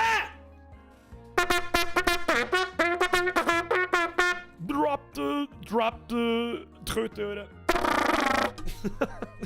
Welcome to the Squad, Kniedelwutzler, vergeht's gut. Dankeschön an euch alle. Hört jetzt halt auf, ich möchte das so gern Meter machen, ja? Ich möchte das halt nur zum Laufen kriegen. Egal wie lange das dauert. Kruzifix. So. Ich platziere gleichmäßig. Und das ist das Schwierigste oder das irgendwie undurchsichtigste System im ganzen Spiel. Wie diese Busse innerhalb einer Stadt profitabel funktionieren können. Und ich habe herausgefunden, ein Kreis, also eine Rundfahrt funktioniert. Deswegen folgendes. Zweite Station da. Dritte Station, da ich jetzt da außen platzieren. Vierte Station, da ich jetzt da platzieren. Fünfte Station, da platzieren. Und dann platzieren wir noch eine da. Und dann siehst du schon, das ist so ein Kreis quasi. Und wenn ich die alle durchgehend anklicke, dann ist jedes Gebäude, zumindest solange die Stadt noch nicht weiter gewachsen ist, in diesem Einzugsbereich. Und die Leute gehen quasi da zu der Bushaltestelle hin und fahren zur nächsten, wo sie halt hin müssen. Also die Leute und die Personen, die du da alle einzeln verfolgen kannst. Pass auf, zeige ich euch einmal. Da haben wir zum Beispiel einen Michael Franke. Hey. Haben wir mir zufällig einen Michael Franke in der Community? Bitte melde dich im Chat. Dann hast du rechts so ein Infofenster, das du verzieren kannst. Und dann siehst du, also kannst du ihn halt verfolgen und du siehst, er hat ein Ziel, nämlich ein Industriegebäude. Und wenn wir das jetzt mal anklicken, dann haben wir ein Industriegebäude, Baujahr 2000, Arbeitsplätze 6, bla bla bla. Und wenn ich da drauf drücke, dann kann ich das, dann möchte er da her quasi. Und um ihm den Tag zu versüßen, müsste man mir einen Bus bauen und lauter so einen Scheiß. Und wenn wir mir Städte miteinander verbinden, mit Transportmöglichkeiten, egal welche, durch Schiff, durch Zug, durch Bus, durch Flugzeug, was auch immer, dann fangen die Leute an, ihre Arbeitsplätze in anderen Städten zu suchen und benutzen die Verkehrsmittel. Und du kannst jeden Einzelnen kannst du, wie soll ich sagen, verfolgen. Weißt du, was es ist. Und das fasziniert mich so an einem Spiel. Das ist so detailliert und so durchdacht gemacht. Hat echt extrem wenig Bugs. Und keine Ahnung, I fucking love it. Auf alle Fälle, wir haben jetzt da eine schöne Rundfahrt. Seht ihr das? Wunderschön, zuckersüß. Und dieselbe Scheiße machen wir jetzt für Goldberg auch gleich nochmal. Außerzoomen, ein bisschen auf. Es ist ein bisschen, ein Spiel ist ein bisschen ressourcenfressend. Wenn du da später einmal hunderte Züge, Busse, Schiffe, Flugzeuge und so weiter auf der ganzen Map fliegen hast, dann kann es schon sein, dass die Performance ein bisschen in die Knie geht und Frames ein bisschen weniger werden und so. Aber gut, das kriegen wir auch noch hin. So, Goldbeck ist um einiges größer als fucking Donauhausen oder was weiß ich, wie die Scheiße da unten geheißen hat. Straßen, mir erweitert man nur ganz wenig. Da ziehen wir da einmal noch eine Straße rum. So, ja, passt. Und da noch eine Straße rum. Was ist denn das für ein Kasten? So, da noch eine Straße laufen. So, passt. Und dann platzieren wir unsere Gebäude für Bus-Tramhaltestellen, für ganz einfache Passagiertransporte. Da herum ist wieder unser Shuttlebus. Wo fangen wir an? Ich würde mal sagen, da an der Seite. Fahren wir da im Kreis rundum. Den haben wir da einen hier. Dann fahren wir da im Kreis rundum. Den haben wir da einen hier. Fahren wir da im Kreis weiter. Dann fahren wir da zentral im Kreis weiter. Und dann kehren wir mal in die Stadt rein, damit wir auch ein paar Leute von der Mitte natürlich auch mitnehmen können. Da an der Seite haben wir noch eins und brauchen wir den da herum eigentlich? Nein, eigentlich nicht. Gehen wir mal raus da. So, sagt man schon wieder, ist auch schon wieder, kann man einen schönen Kreis fahren, ja? Wie das genau funktioniert, zeige ich euch gleich. Habe ich euch auch letztes Jahr schon gezeigt in die anderen Dinger, aber es haben mit Sicherheit dann haufenweise neue Leute da. Ja, die Grundvoraussetzungen für unseren super Major Plan sind eigentlich vorhanden. Jetzt müssen wir noch Fahrzeugdepots platzieren. Was soll es an Fahrzeugdepots? Ja, da ist da unten so ein kleiner Filter, ich hoffe, ihr seht es da. Und zwar Straßenfahrzeugdepots. In denen Depots kaufst du deine Fahrzeuge, die dann später da umeinander fahren. Wie die genau umeinander fahren, kommt gleich im Anschluss. Ich platziere die halbe einmal irgendwo in der Natten. Das ist eigentlich nicht so wichtig, wo die platziert sind. Irgendwo in der Nähe auf alle Fälle. Weil sonst, wenn du ein neues Fahrzeug kaufst und eine Linie zuweist, dann fahren die erstmal die ganze Map ab und es dauert ewig. Das ist Schwachsinn. Und so viel Unterhaltskosten haben diese Depots nicht. Das ist scheißegal. So, der wir da herbauen, bauen wir da hin. Das ist einmal das Erste. Ja, für alle diese Städte da herum, für Benzdorf, Driftsete, Alter. Was ist Driftsete für Stadtnamen? Ich weiß es nicht. Simon Heppinger, vergesst für den Zwickel. Gut, besser, Güter, Grüß aus der Steiermark. Grüß in die Steiermark.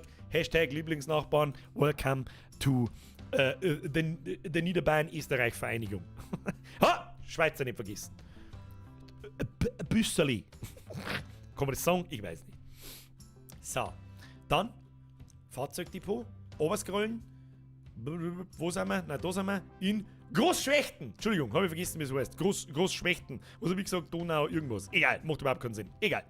Bauen wir da her. Passt. Und jetzt müssen wir. Jetzt gibt es eigentlich Interessante. Oder es ist zusätzlich interessant zu dem ganzen Straßenbau und dem ganzen Scheiß. Da kannst du ja sprechen, bis du behindert bist. Jetzt müssen wir Linien planen.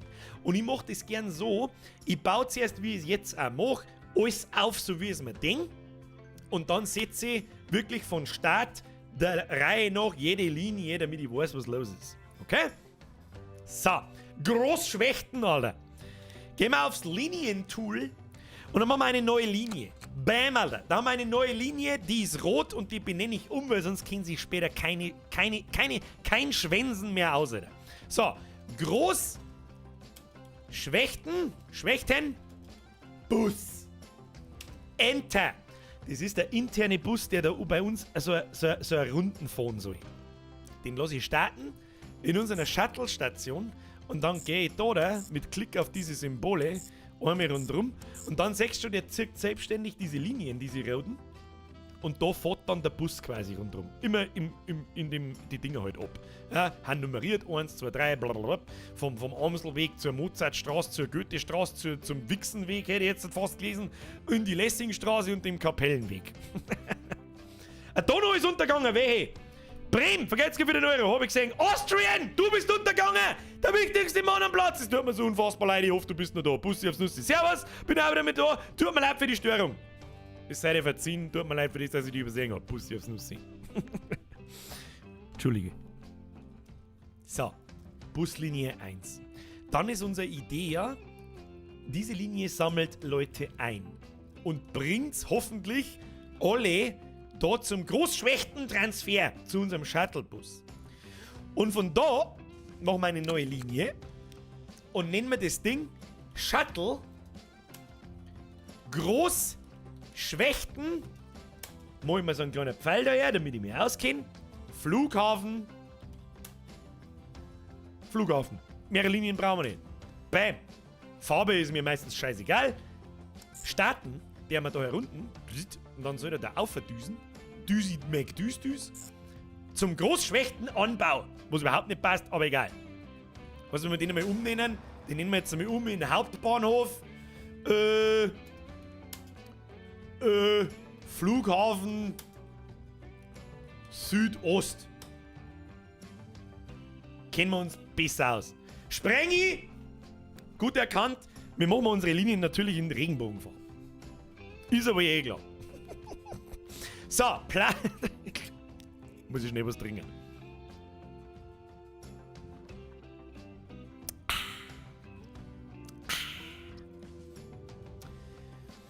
Wo haben wir stehen bleiben? Linien ziehen. Linien planen. So.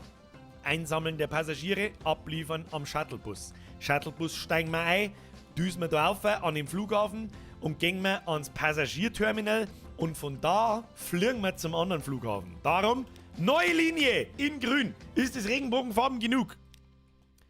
Flug. Nicht Hauptbahnhof, was hab ich da?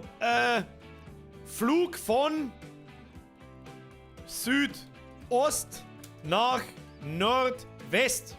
Ja? Es gibt bloß diese eine Fluglinie. Mehr brauchen wir nicht. Da weist man mir später alle unsere Flieger zu. Die fliegen nur zwischen den zwei Flughäfen hin und her und transportieren so viel Leute, wie es noch gerade irgendwie möglich ist. Was? HBF ist falsch. Echt? HBH. Wieso habe ich HBH in meinem Leben noch nie gehört und gesehen? Never. Naja, egal. Da muss man HBH, leg mir da am Arsch, Alter. HBH. Was heißt das? Hauptbusenhalter. Was? So. Linie wollten wir machen. Für den Flug.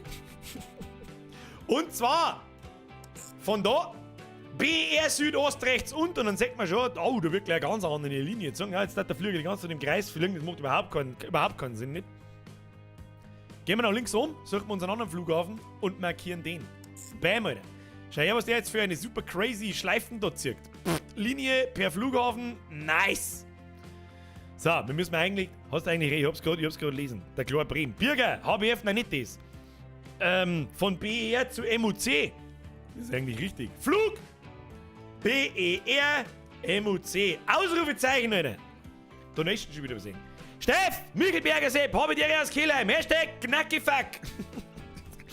Ich glaube, ich möchte wirklich behaupten, für 2021 ist das Wort Knackifuck die größte Errungenschaft meines Kanals. Haben wir gut gemacht. Das haben wir alle, wie wir da haben, gut gemacht. Ab in den Chat, Hashtag Knackifuck. Heppinger, gut, besser, güter, Chris aus der Steiermark. Ich hoffe, das habe ich vorher nicht übersehen. Ich bin mir nicht mehr sicher. Merci dir. Bussi. Und Nippelklötze. Nippelklötze und Knackifuck. Die beiden größten Errungenschaften dieses Kanals. True Story, Bro. So. Linie erledigt. Wie schaut unsere Linie aus? Zucker siehst. Zoomen mal ganz raus. Ah, der geht da auf, wieso? Fliegt der schöne Schleifen. Bam, die, bam, die, bam, die, bam, die. Bamini, bamini. Und dann landen wir mir am MUC. Und dann geht die ganze Gespuse wieder zurück in die Stadt. Wir haben ja immer noch 15.600.000. Wir haben aber noch keine Fahrzeuge gekauft, gell? Und die Busse kosten auch was. Derzeit nicht oben. Brauchen wir eine neue Linie. Was soll ich wieder? Habe ich wieder was übersehen? Nein, habe ich nicht. Knackifuck. Beste Lieben, Alter. So, neue Linie. Jetzt haben wir es in Blau. Ist das Pride und Tolerance enough? Ist das in Ordnung? Ja? Ist das in Ordnung? Ich glaube schon. So, damit ja jeder weiß, wie unfassbar tolerant wir sind. Shuttle von Goldberg zum Flughafen. So, hellblau. Und wo geht das Ding? Das geht in Goldbeck. Oh, Goldbeck, nicht Goldberg. Goldbeck. Goldbeck. Gibt's Speck in Goldbeck? Ich weiß es nicht. Da rauf. Schaut gut aus. Schöne Linie, düst man da oben. Und dann, und das ist, glaube ich, jetzt jetzt wird es gleich theoretisch hart. Oder? Jetzt wird es, Theorie kickt jetzt gleich ganz anders. Letzte Buslinie, die interne Buslinie in Goldbeck. Erkläre jetzt nicht mehr lang. Oh, lila! Hallo, lila hat noch gefeit. Hey, wenn lila nicht die wichtigste Farbe in diesem Regenbogen scheiße ist, dann weiß ich es auch nicht. So. Nein, nicht das umbenennen. Dann haben wir Goldbeck Bus. So, nehmen. Startet an der Shuttle-Station. Da holen wir mir die Leute ab, die vom Flughafen kommen. Und lasst es wieder rechts rum, links rum im Kreis. Das ist mir eigentlich, ich mache über rechts rum. Da habe ich noch keine Unterschiede festgestellt, ob die Linien dann besser funktionieren oder nicht. Lasst mir das Ding da im Kreis fahren. Ja? Seht ihr es? Fährt wunderschön eine Außenlinie da rundherum. Muss passen. Zucker siehst, dann da die so, haben wir alle Linien beieinander. Zucker. jetzt kurz zu meiner Theorie. Es ist unfassbar schwierig und ein bisschen undurchsichtig innerhalb dieser Stadt oder einer Stadt so ein Busverkehrsmittel zum Laufen zu kriegen, dass das nicht Minus macht. Und der Plan ist folgender, dass man mir vom Flughafen da oben und diesem Shuttlebus da diese Linie bewusst voneinander trennen, dass der Flughafen an diese Shuttlestation so viel Leute herschwappt, dass immer, wir sollen sagen, dass da immer Leute stehen, die dann da irgendwo in der Stadt verteilt werden müssen. Und dadurch fordert quasi diese Linie da oben und der Flughafen. Klaus World, warum denn? Was tust du denn? Klaus World, warum denn? 25 sind es und du weißt es. Stop it now, sonst kämen wir nicht vom Fleck, Alter. Merci dir, Bussi aufs Nussi. So, bin einmal wieder da. Let the Bukake Express roll! Shut up and take my money. Ja gut, das habe ich spät gelesen, Entschuldigung.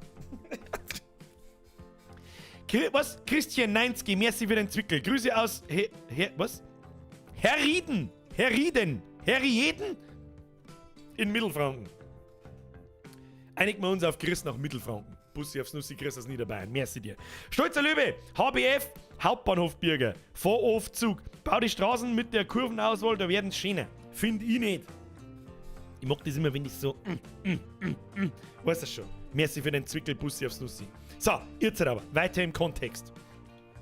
Dass da so viele Passagiere hergeschwappt werden, dass die Linie, hoppala, oh ja, man kann ja auch völlig verrückte Dinge machen, so zum Beispiel, ne, dann sieht man schon, oh, da werden schon Hochhäuser gebaut und so. Aber ich bevorzuge die Vogelperspektive, so, damit wir uns auskennen.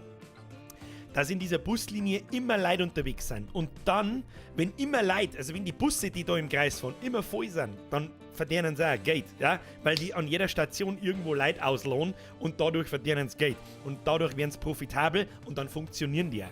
Wenn das einfach nur Buslinien sind, die im Kreis fahren, innerhalb der Stadt, so wie das wahrscheinlich ja jeder irgendwie macht, dann funktioniert es mal und manchmal nicht. Und ich denke mir so, ich check's nicht, warum nicht? Bei der Stadt geht's, bei der nächsten geht's nicht. Und jetzt probieren wir es einmal ja so. Zuckerl, werd hinhauen, wer's sehen. So, jetzt müssen wir unsere Linien mit Fahrzeugen füttern. Und das tun wir folgendermaßen. Jetzt drücken wir erst einmal ganz leicht auf Play. Drücken wir schon mal auf Play? Ich glaube nicht.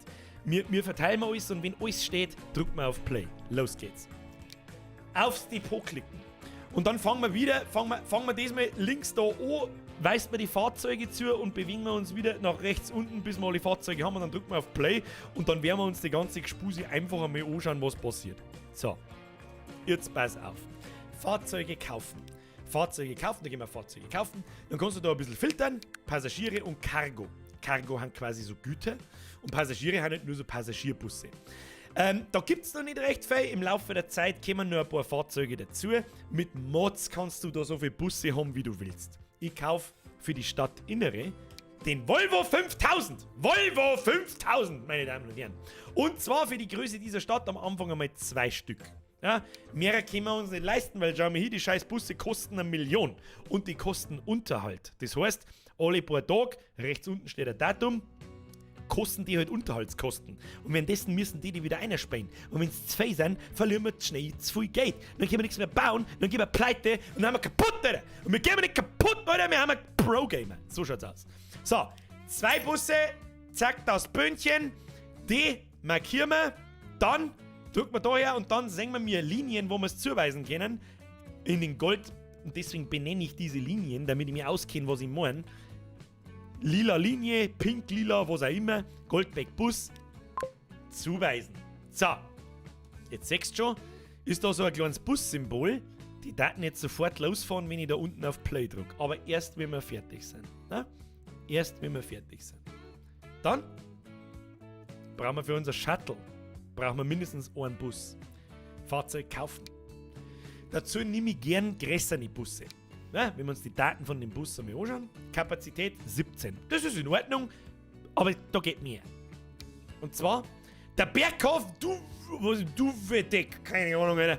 Der ist zwar 100 Jahre alt und geht bloß 90, aber da gingen 23 Leute rein. Was geht da? 21, 16, 19, dann nehmen wir den 23er Bus. Ja? Was kosten denn die Unterhalt? 97.000, 105.000. können wir uns dabei auch leisten. Ja? Den nehmen wir. Da werden später noch andere freigeschaltet. Wenn mehrere Jahre vergangen sind, dann gibt es so einen gelben Bus, also einen Zweiteiler mit so einem Schlauch dazwischen. Ich weiß nicht, wie man sowas nennt, keine Ahnung. Da gingen dann, glaube ich, 27 Jahre oder so. Und ganz viel später können wir da eine Trambahn bauen. Da passen dann ewig viele Leute ein. Das ist dann richtig übel. Aber jetzt kaufen wir erstmal einen Sehen. Zack, das Böhnchen, markieren.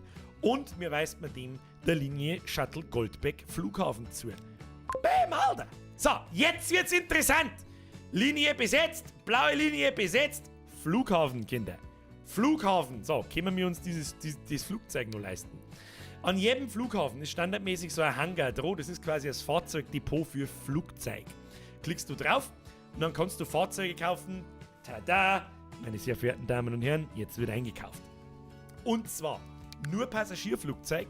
Und da wir einen großen Flughafen haben, können wir halt auch Jets kaufen. Und in Jets, normalerweise haben wir bloß diesen Short 330C 23 Sherpa. Da passen 12 Leute rein. Das ist absolut gar nichts, Alter. Was? 1-0 Ungarn? Ist der Ernst?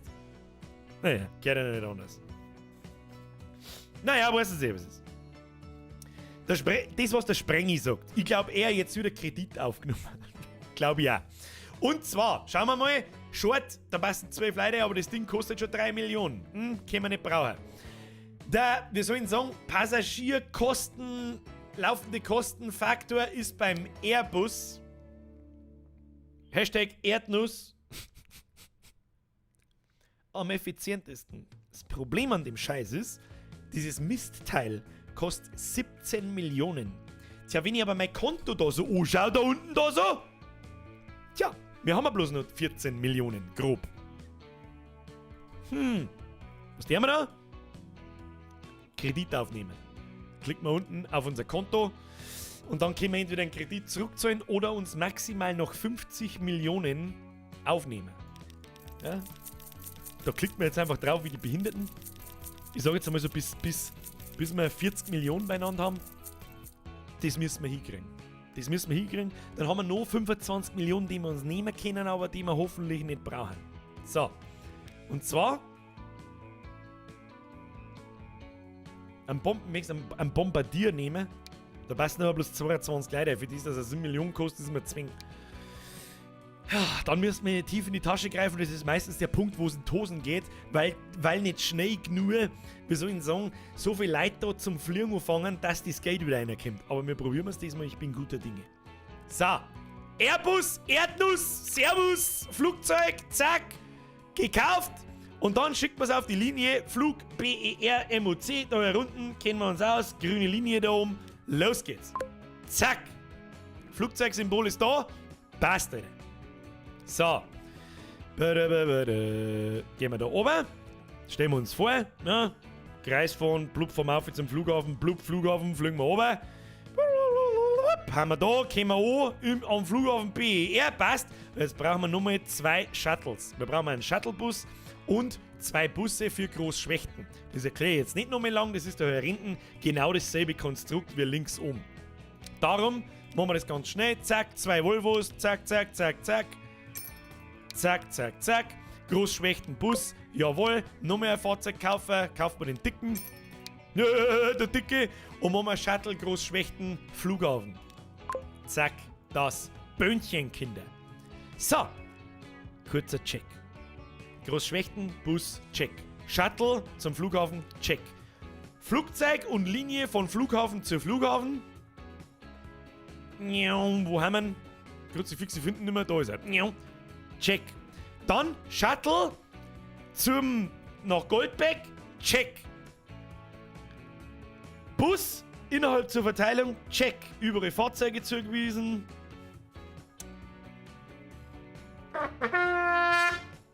So. Jetzt trinke ich noch mal was. Und dann sage ich euch was. Ich muss pissen. Es ist so ein kleiner Cliffhanger während des Streams. Aber ich hab ein neues Video. Was vielleicht ganz interessant ist. Ist vorab. Kommt zwar erst am Freitag, aber für die Leute, die heute da sind und lieber da sind als Fußball schauen, nehmen wir das wir sollen sagen, das nehmen wir jetzt kurz als Pause. Dauert 3 Minuten, dann bin ich wieder da. Dann tue ich Bising gehen. Ist es in Ordnung? Können wir das machen? Ja, Pinkelpause. Und der Rest, der darfst du dabei natürlich mein neues Video anschauen. Was weniger, wie soll ich sagen, was weniger Video ist als pure Werbung. Aber weißt du selber, was ist? Jetzt pass auf, wir kommen jemals da hin. Also, wo haben wir stehen bleiben? Und nachdem drücken wir auf Play und dann schauen wir, was passiert. Dann verfolgen wir die einzelnen Busse und so, das wird gut. Das wird super. Jetzt pass auf. Wo waren wir? Da waren wir. Schmal. Ich sag gar nicht dazu, was genau ist. Ich drücke einfach auf Play dann und hoffe, das ist in Ordnung. Schnell. Ich hoff's, oder? Können wir das machen? Bin gleich wieder da. Pass auf. 3 Minuten bin ich wieder da, währenddessen versorge ich euch mit diesen Informationen. Ich muss schnell pissen, weil ich schwöre bei Gott, ich suche kleine Hosen. Ich pisse kleine Hosen, ich schwör's dir. Darum, Aufmerksamkeit, bin gleich wieder da. Und was der wir da? Richtig! Saufi! Habe die Ehre miteinander! Ich bin's, der Birger! Jawohl! Endlich ist es soweit! Lang hat die Scheiße jetzt gedauert. Das letzte Update ist fast ein Jahr, aber endlich dürfen wir uns wieder zusammenhocken. Und was haben wir da? Bumsuf Update Season 3 After the Lockdown. Jawohl! Aber erst einmal für die neue. Warum ruckelt denn das so? Ruckelt das bei euch auch so?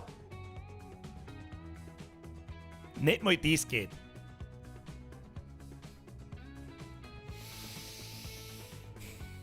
Warte mal, muss ich was austesten. Muss ich was austesten. Was gibt's jetzt da zum Ruckeln? Das ist ein verficktes Video, Alter. Halt der Futzen. Was ist mit dem?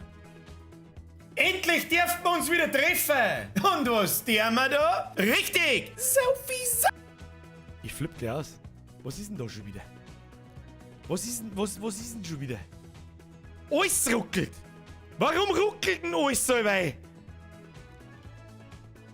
Ich verstehe die Frage nicht! Es ruckelt sogar der Chrome! Jetzt warte mal, da muss ich nochmal genauer schauen. Was soll denn das? Es ruckelt sogar der Chrome.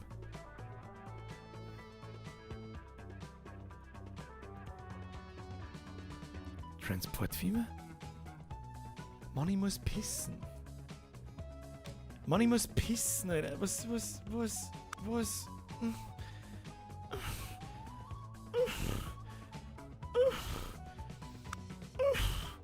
Ich weiß nicht, was ich tun soll.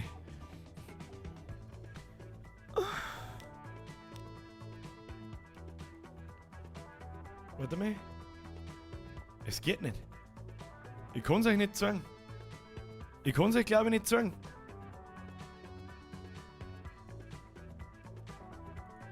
Ich sag's euch, wie es ist. Schauen wir uns nachher an. Dabei machen wir halt den. Leute, ich muss bi sein. Leute, es hilft nicht. Ich muss bi sein. Achtung! Pass auf, ich tue euch dabei. Ich weiß, was ich euch dabei tue. Kannst dem Auto beim Fahren zuschauen. Pass auf. Mei, was ist denn? Und ich geh schnell bi sein. Komm gleich wieder.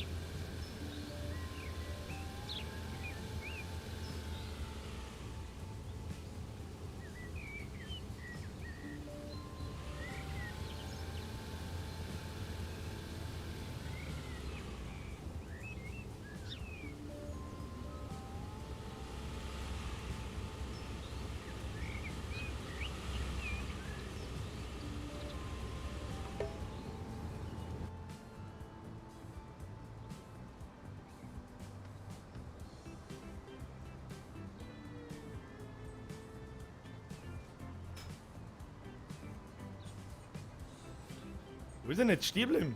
Ist er jetzt da stehen bleiben, oder was? Brumm, brumm, motherfucker! Was zur Hölle, Mann? Wo ist er denn jetzt? Da ist er! Bei der Arbeit! Also steht sogar da unten bei der Arbeit. Ich bin übrigens wieder da! Eigentlich soll ich mal mein Hauptspiel, soll ich einfach nur 2 Stunden Stream laufen lassen, wie sie meine riesengroße Zugstrick. Ja? Und das verkaufe ich euch als Livestream. Ja, beste Leben, Alter. Easy Content, easy life. So. Stopp. Ja, jetzt haben wir natürlich auf Play gedrückt, währenddessen ich nicht da war. Jetzt tue ich mal nochmal dringen.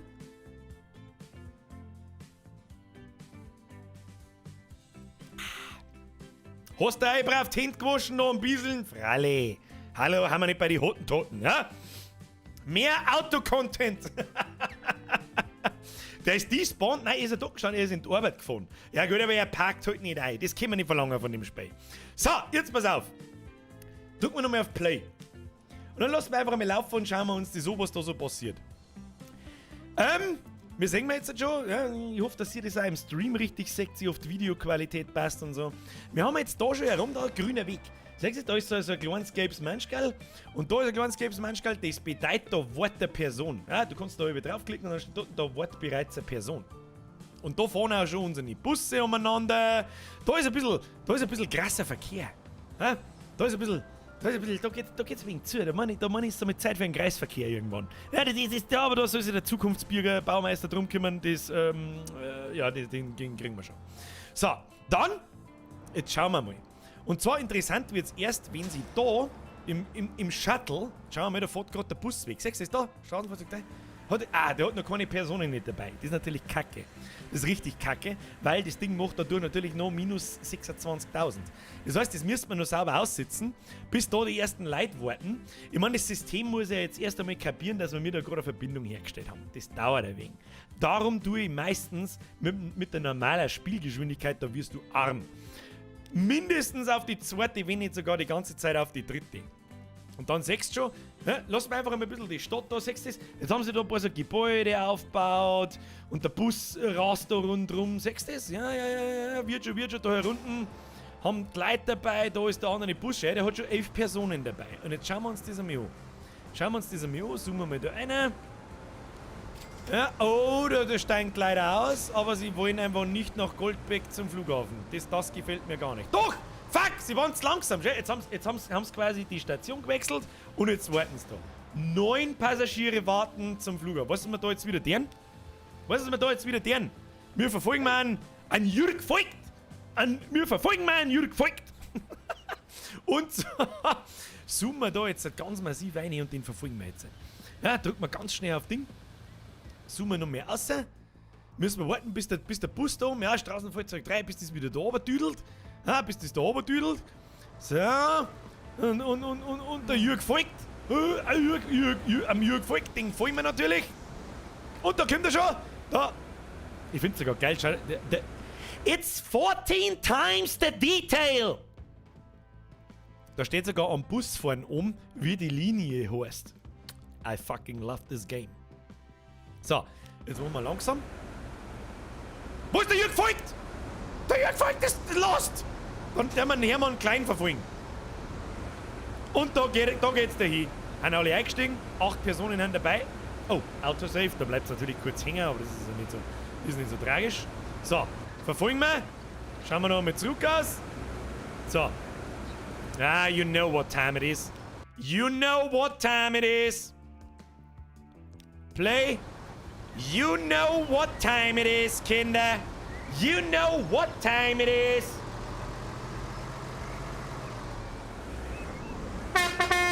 Bitte alle einsteigen! Achtung, Achtung, auf Gleis 3 fährt ein! Der Bukake Express von Goldberg zum Flughafen, Bitch! So, das ist mal sauer ein Arm rausgekickt, so. Passt. Kannst du einsteigen? Was? Greenscreen kaputt? Ein Scheißdreck. Seht keiner. Passt dem schon. Du, wo fahren wir heute hin? Aber wo? Ich weiß auch nicht. Hinten ist der Kleinberger Brumm Brumm Motherfucker.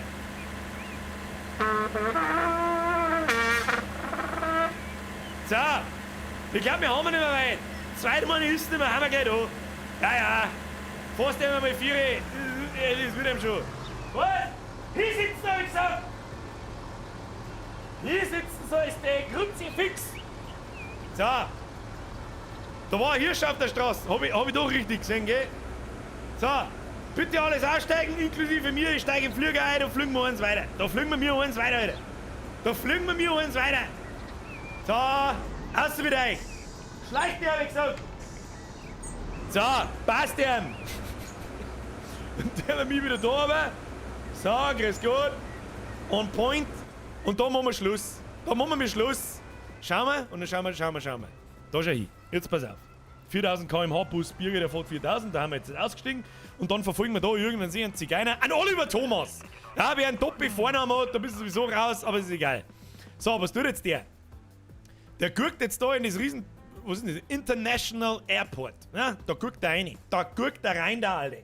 Da guckt er rein! So, und wo geht er dann hin? Da müssen wir uns jetzt ein bisschen drehen, weil sonst sehen wir nichts.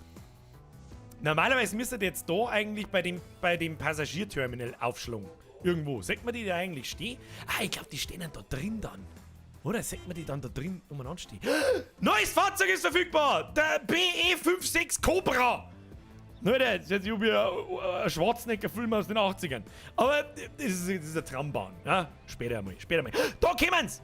Da kommt er! Da oft mit dem Zylinder! Schau hier! It's 16 times the detail. Oh, was kommt da? Kommt da der Düsenjet da gerade, oder was? Wo ist der Düsenjet? Düsenjet! Der hat noch keine Passagiere dabei und hat minus 2,3 Millionen gemacht.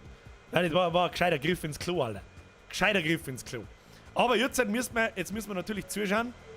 Ich meine, der landet jetzt da ganz gemütlich. Oder ist das Landung oder ist das Start? Nein, das ist Landung. Also der guckt jetzt da so rein. Im Hintergrund sieht man übrigens schön. Ja, da ganz hinten sieht man natürlich übrigens schön Goldberg oder Gold irgendwas. Ja, schauen wir. Eins noch an. Achtung! Auf Rollfeld 0! Rollt rein! Der Bukake Express von München nach Berlin! Tut, meiner Frrrr! So, wie viele Leute warten da? 7. Ja, das ist natürlich noch nicht das Gelbe vom Ei, aber besser wie 0. Okay? So, Bukake-Bombe. Schauen wir mir da her. So, jetzt verschwinden dann die Leute da drin natürlich. Wofür 6 das? Blub, blub, blub. Und sie sind alle drin. 7 von 37. So! First Person Bitch. Das kann man übrigens bei jedem Fahrzeug machen. Und da haben sie irgendwas geändert. Ich weiß nicht, wie wir das machen, aber das kriegen wir schon hin. Achtung! Niau.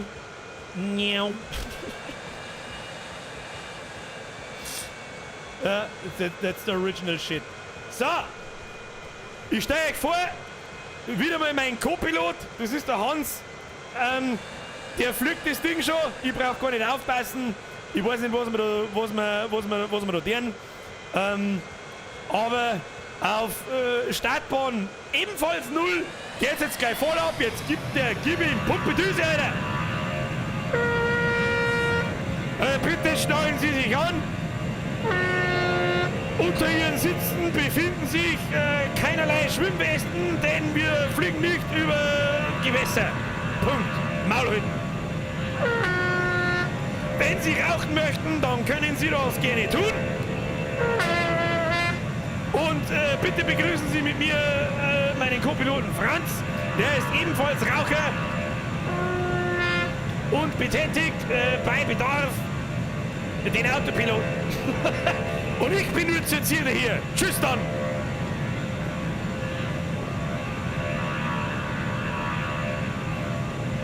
Ich muss einmal schnell schauen, was die Großtutter, die Zenz, die Stewardess da hinten treibt. Ich komm gleich wieder.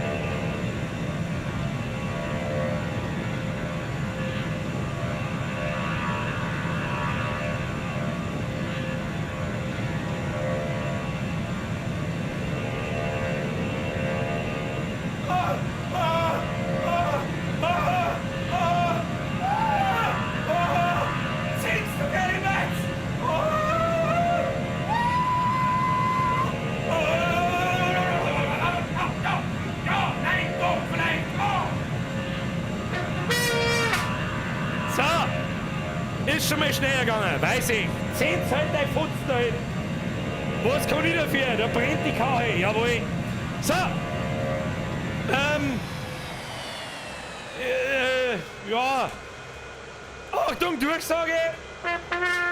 Ich komme, wo ich will. Ich komme, wann ich will. Und ich komme in welchen Regenbogenfarben ich will. Und ich komme in welcher Höhenlage ich will. So, Freunde der Sonne, wir leiten die Landung ein. Wie weit haben wir denn überhaupt? Ich weiß nicht, wie lange muss denn jetzt da als Pilot noch irgendeine Scheiße labern? Wann haben wir endlich da? Wann sind wir endlich da? Wann sind wir endlich da? Wann sind wir endlich da? Ich bin mir nicht sicher. Hans, wie lange noch? Wir haben jetzt erst in der... Alter, was? Ist das Landeanflug oder was soll das werden? Was ist das?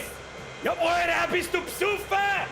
Sag halt, bevor du so in die Kurven einlegst, du besoffener Hurensohn! Ich krieg einen Schlagerfall, Alter, mich wichst gleich aus dem Fenster aus, Alter! Achtung, Achtung, stabile Seitenlage!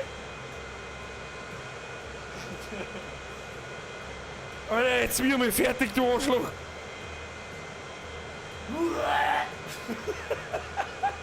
Hans, jetzt bin ich mal da! Ich sag mal, verlieren wir mich an Höhe! Hans! Bist du sicher, dass er mir da will? Hans! Hans! Langsamer, Hans! Ist der Hans überhaupt da? Hallo! Hey, lebst du überhaupt oder bist du bloß ein Plastikpuppen? Kann der Autopilot landen? Frage für einen Freund. Regelt das! Tim, landen! Gib ihm! Gib ihm! Gib ihm! Ich mach einen geilen Bremssound. So. Nice! So, und warum zur Hölle klatscht da hinten eigentlich keiner von euch undankbaren Wichser? Ne, ich weiß auch nicht. Fluggäste sind auch nicht mehr das, was sie mir waren. Dann klatsche halt für mich selber. Klar, Hans, fühl dich geklappt. Hast gut gemacht. Hast gut gemacht. Hans, bester Mann am Platz. So! Hans, geht's Flammenwerfer. Scheiß Passagiere, zünd so. Aber vorher lass das noch zahlen, Hans. Ja, damit das klar ist. Du lässt jetzt erst zahlen, dann kannst du so zenden, meinetwegen. So. So, kann man jetzt da mal ein wenig schnell einpacken. Ich mag schauen, wie es weitergeht. Eigentlich sollten wir dann auch irgendwann einmal schauen, ob unsere Linien überhaupt funktionieren, wie viel Geld das wir noch haben, weil wir wahrscheinlich einfach sterben. Und pleite haben, wenn wir aussteigen. So, Achtung, Achtung, auf Gleis 0, -2, fährt ein in der Bukake Express. Was haben wir da? Ich bin raus. Bukake Bomber, hoppala. Ja, voll, ich mach's genauso. Ich mach's genauso wie die. Hoppala, nein, was ist das denn? Nein, nicht, was ist das denn? Was ist das denn? Ja, so. Pass auf. Ich mach das genauso wie die anderen Passagiere. Ah, was ist denn passiert? Irgendwas ist kaputt. Ich mach das genauso. Ich mach Sightseeing. Ja, da ist wirklich schön. Ich hoffe, meine Koffer sind da. Tschüss dann. Ja, okay, tschüss. So, genug des Dünnschisses. Ich liebe dieses Spiel. So. Oh, der Sprengi schreibt Zimmer 30 von Zimmer 30. Ja, wieder. Back to Normalness. Der Chat. Oh, Zimmer 30 von Zimmer 30 Passagiere sind in dem Flugzeug schon drin. Schau dir das an. Und da warten immer noch 2. Wohlgemerkt, jetzt passen wir Obacht. Jetzt ist ja Folgendes passiert. Wir haben jetzt da natürlich einen Haufen Leute angeliefert und es sind ein Haufen Leute wieder gekommen. Oh, schau hier. Unsere Einnahmen. -6 Millionen. Aber gut, unsere Linie hat sich ja noch null akklimatisiert. Das bedeutet, da müssen jetzt erst einmal Passagiere in die Busse ein, in die Flieger ein, der Flieger mal hin und her fahren. In der Zwischenzeit müssen sie die Passagiere wieder aufladen und so weiter. So, wie wir da schon sehen, am Shuttle mit dem Flieger, mit dem wir gekommen haben, ja, da sammeln sie jetzt schon einmal Leute. Okay? So. Jetzt muss ich das erstmal wieder so hindrehen, wie es am Anfang war, damit nichts feit. Und da schaut es schon mal schön an dem Shuttle-Ding, schaut es schon super gut aus. Da waren, wenn 30 eine Menschgeld drüber haben, das heißt, ich glaube, ein Menschgeld steht für eine angebrochene 10. Das heißt, 30 Menschen da drüber heißt, zwischen 20 und 30 Passagiere warten da auf Abholung. Und die 25, die da warten, die passen ja gar nicht ganz in diesen Bus da rein. Das heißt, noch nicht, aber sobald da 30, 35 warten, brauchen wir einen zweiten Shuttlebus. Und dann fängt es an, dass da richtig fette Passagiere warten und immer die Fahrzeuge immer voll sind. So. Jetzt drücken wir da mal Vollgas auf Play und schauen wir, was passiert. Vor allem, wo ist unser, zoomen wir mal da raus, wo ist unser Flieger?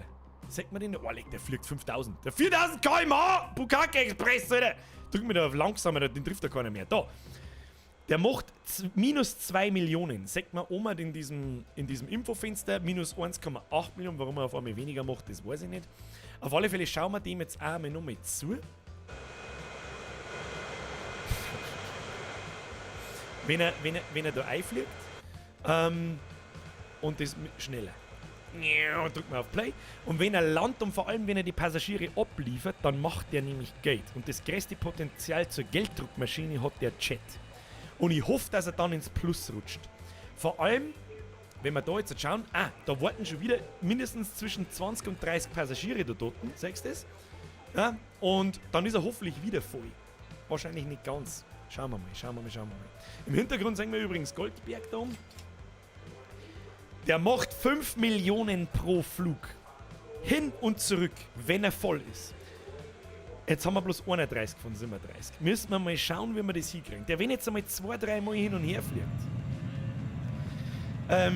dann sehen wir mal so, ja, es dauert aber so ein bisschen, wie soll ich sagen, ich rede jetzt einmal in Jahren, ja, in dreifacher Geschwindigkeit, so 2-3 Jahre, denn das geht ziemlich schnell, seht rechts unten, wie schnell das da die Tage vergingen und so, also rein rechnerisch fürs Spiel, dass der Flieger permanent voll ist.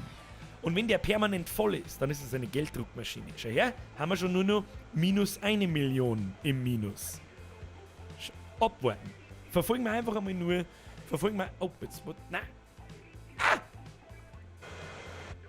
einfach einmal nur den, wir kommen, ja, da kommen sie so dran. Haben wir wieder eine Landung, sehr schön. Also. Oh, und da ist schon ein Großmenschkerl. Siehst du das? Da ist ein Großmenschkerl dran. Das bedeutet, da sind 50 Personen und mehr. Das heißt,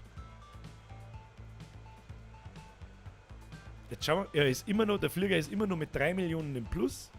Und jetzt ist er mit 7 Millionen im Plus. Ist randvoll mit Personen, 37 Stück. Die fliegt jetzt zum anderen Flughafen, das automatisch wieder den anderen Shuttlebus füttert, dauerfüttert, weil da sauber zu viel Leute ankommen. Und langsam fängt es an, dass sie das Radl dreht. Ich hoffe, das ist einigermaßen nachvollziehbar. Es ist ein bisschen schwierig zu erklären, aber das haut schon hin. So, währenddessen wir den nächsten Flug antreten, lest ihr mal die versandten Donations noch. Es tut mir so unfassbar leid. Ringelstädter, vergelt's Gott für deinen Drilling. Servus, eure Blutwurst. Beste Grüße aus Landshut. Beste Grüße aus Landau. Zurück, Bussi aufs Nussi. Hergelstedt, da tut mir leid, dass ich es übersehen habe. Wahrscheinlich war ich gerade beim Bisseln oder ich bin gerade geflogen oder was auch immer. Oder vielleicht habe ich aber einfach auch bloß Zins in der Beifahrer, im Kapitänsklo zusammengehauen. Weißt du, was es ist? Die üblichen Dinge halt. Alexal, merci für deinen Fünfer. Bussi aufs Nussi. Habe der, wie ist es wieder bei dir gerade? Grüße Seckenfein, Hashtag, da hat sogar der Hund Angst. Auwezwack, ist schon wieder Wederzeit oder was? Auwezwack ist da schon wieder Wederzeit, ich weiß es auch nicht. Vorher, wie ich gerade beim Pissen war, habe ich schon ein wenig am Wind vernommen. Aber es ist noch nicht Weltuntergang. Ich hoffe, der bleibt da aus, das war nicht schlecht. Merci für den Fünfer, Dankeschön. Bussi aufs Nussi. So, schau dir den verdammten Düsenjet an. Die Scheiße ist mit 11,2 Millionen im Plus. Unsere Einnahmen sind mit 7,7 Millionen im Plus. Wir haben 18 Millionen am Konto. Weißt du, was das für mich heißt? Eigentlich sollte man einen zweiten Jet kaufen. Sollen wir das da? Gleich einen zweiten Jet kaufen? Ab in die Kommentare. Da müssten wir aber gleichermaßen aufstocken. Das heißt, wir müssen eigentlich in die Städte einen dritten Bus zum Rundumfahren einbauen. Dann einen zweiten Shuttlebus, dass die schneller hin und her gefahren werden zu die Hauptbahnhöfe. Und einen zweiten Jet. Das heißt, wir brauchen mal so 25 Millionen. Ungefähr. die können wir noch abwarten. Er fliegt, wie viel hat er? Wenn er von der einen Seite kommt, ist er aber nicht ganz voll. Sechst ist, da ist aber da haben bloß 24 Leute drin. Da sollte man mal nachschauen, in Großschwächten, Alter! In Großschwächten, da schau hin, klicken wir mal da drauf, da warten 64 Leute auf Abholung. Das heißt, da hätte der zweite Jet locker Platz. Aber, jetzt zoomen wir mal da raus, wo ist denn jetzt der andere? Wo ist denn jetzt der andere Flughafen? Oder? Goldbeck, da herum. Im zweiten Flughafen warten jetzt schon 28. Das heißt, es ist schwer davon abhängig, wie die Taktung ist. Ja? Wie schnell dass der halt gerade da ankommt, die Leute abliefert und so weiter. Das heißt, für mich, was ist es mir jetzt denn? Phase 1. Linienübersicht. Button da herunten, kannst du da anschauen, zeigt das Böhnchen. Alle die Linien, die du hast, oder die wir haben bis jetzt noch nicht viel. Später sind da 100 oder 200. Dann sortieren wir das Ganze nach Ertrag und dann sehen wir gleich einmal, der Bus in Großschwächten, der macht Minus, und zwar minus 50.000. Ist jetzt kein Weltuntergang nicht, aber war natürlich schön, wenn alles im Plus ist. Der Goldbeck-Bus, die 2 Shuttles und vor allem das Goldbeck-Shuttle ist mit 155.000 im Plus. Mit einem Bus, das ist gar nicht schlecht. Und der Flug, unser Goldesel, ja, der ist mit 5 Millionen im Plus. Das pendelt sich halt irgendwie so ein bisschen ein. Wenn er gerade abgeliefert hat und gerade eine volle Passagieranzahl abliefert, ist er halt mit 10 Millionen im Plus. Wenn er gerade keine voll abliefert, dann ist er halt mit 5 Millionen im Plus. Pendelt sich dann irgendwann ein, nach ein paar Jahren, mit irgendwo zwischen 5 bis 10 Millionen halt. So, bevor wir mir den zweiten Jet kaufen, müssten wir uns die Sachlage da einmal anschauen. Und zwar, und schon ist er voll. Siehst du das? Jetzt hat er einfach ein bisschen gedauert, bis die Leute halt da schnell genug hin und her geschippert werden. Und dann darf ich sagen, was wir jetzt tun? Einen zweiten Shuttlebus. Wie schaut es da mit dem Bus aus? Da haben wir jetzt schon wieder. Was in Goldbeck fährt kein Saubus da. Ja, da steht einer an der Bushaltestelle. Da. Und da stehen 10. Und da stehen 3. Und da 7. Und da gar keiner. Naja. Also in die Städte lässt man die Busse einmal so wie es sind. Aber die Linie, die Shuttlebusse, die erweitert man um einen Bus. Und zwar geht das super easy. Du musst jetzt nicht wieder Fahrzeug kaufen und bla und irgendwas, sondern du gehst irgendwo an so eine Station, wo diese Linie in Gebrauch ist. Zum Beispiel da in Untergoldbeck an unserem Shuttle-Station. Druckst dann rechts oben im Übersichtsfenster auf die Shuttle-Goldbeck-Flughafenlinie. Und dann siehst du erst einmal so eine Übersicht, hey, die ist mit einer Viertelmillion im Plus gerade. Es ist ein Straßenfahrzeug drin, das ist seit 3 Jahren unterwegs. Und ein Button zum Fahrzeuge verwalten. Blub. Dann geht dasselbe Ding auf, wie wir vorher schon gehabt haben. Wir sehen unser Fahrzeug, das unterwegs ist. Und ich muss jetzt da nicht das Fahrzeug neu aussuchen und bla und bla. Ich markiere es einfach und drücke da herum auf gewähltes Fahrzeug klonen. Blub. Und schon haben wir es einfach ein zweites Mal das identische Fahrzeug mit den identischen Einstellungen auf der Linie. Das da herunten, aus unserem Fahrzeugdepot rausfährt. Da fährt der Bus, Straßenfahrzeug 7. Den verfolgen wir mal sauber. So, ein bisschen durchs Dings geglitscht. Und den verfolgen wir jetzt einfach einmal. Bis er in die Linie einkehrt. Und dann schauen wir, dass wir vielleicht den Shuttlebus so timen, dass die immer maximal auseinander sind und nicht direkt hintereinander fahren. Das ist natürlich Käse. So, dazu drücke ich meistens... Oh, perfektes Timing, Alter. Perfektes Timing. Der eine Bus fährt da gerade auf, der andere liefert gerade ab und fährt dann gleich zurück. Autosave. Schön. Und da kommt der eine heim. Der hat keinerlei Passagiere dabei. Das ist natürlich ein bisschen traurig. Aber das ist nicht so tragisch. Und dann schauen wir einfach mal so nach 3 Jahren Ingame-Zeit, ob die Einnahmen mehr werden oder weniger. Ja, das ist... Die Taktung macht er automatisch. Da war ich mir einfach nicht so sicher. Da war ich mir nie so 100% sicher. Um ehrlich zu sein. Aber gut, wir werden sehen. So, wir haben natürlich noch eine zweite Shuttle-Linie, die wir genauso behandeln müssen. Ne? Dass es immer schön parallel ist. So gut wie es geht zumindest. Gehen wir in Großschwaden Shuttle-Dingsbums ein. Da warten gerade 13 Leute. Bam, bam, bam. Fahrzeug verwalten. Das kopieren wir. blub, und dann fährt da schön automatisch der Doppelbus raus, der große, fährt auf in die Linie und transportiert die Leute hin und her. So, jetzt wird es dann natürlich interessant. Wie viel ihr dabei? 14. So! Unser Kontostand schaut übrigens gut aus. 23.000 Kinder. 23.000. Entschuldigung. Eigentlich kann man uns instant sofort.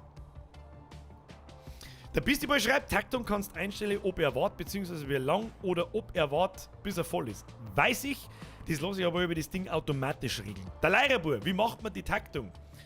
Wie macht man die Taktung? Also viele sagen, das macht er automatisch. Also eigentlich brauchst du nicht viel da, wenn das wirklich stimmt. Ich mache das normalerweise immer so. Drücken wir mal auf Pause. Ich drücke jetzt auf Pause. Dann haben wir 2 Fahrzeuge auf der Linie. Ich hole mir das erste, der ist gerade da oben, siehst du? Und tue mir den auf die Seiten, da nach links um. Dann gehe ich oben und drücke auf den zweiten. Tue mir den da her. Dann habe ich beide Fahrzeuge in Beobachtung.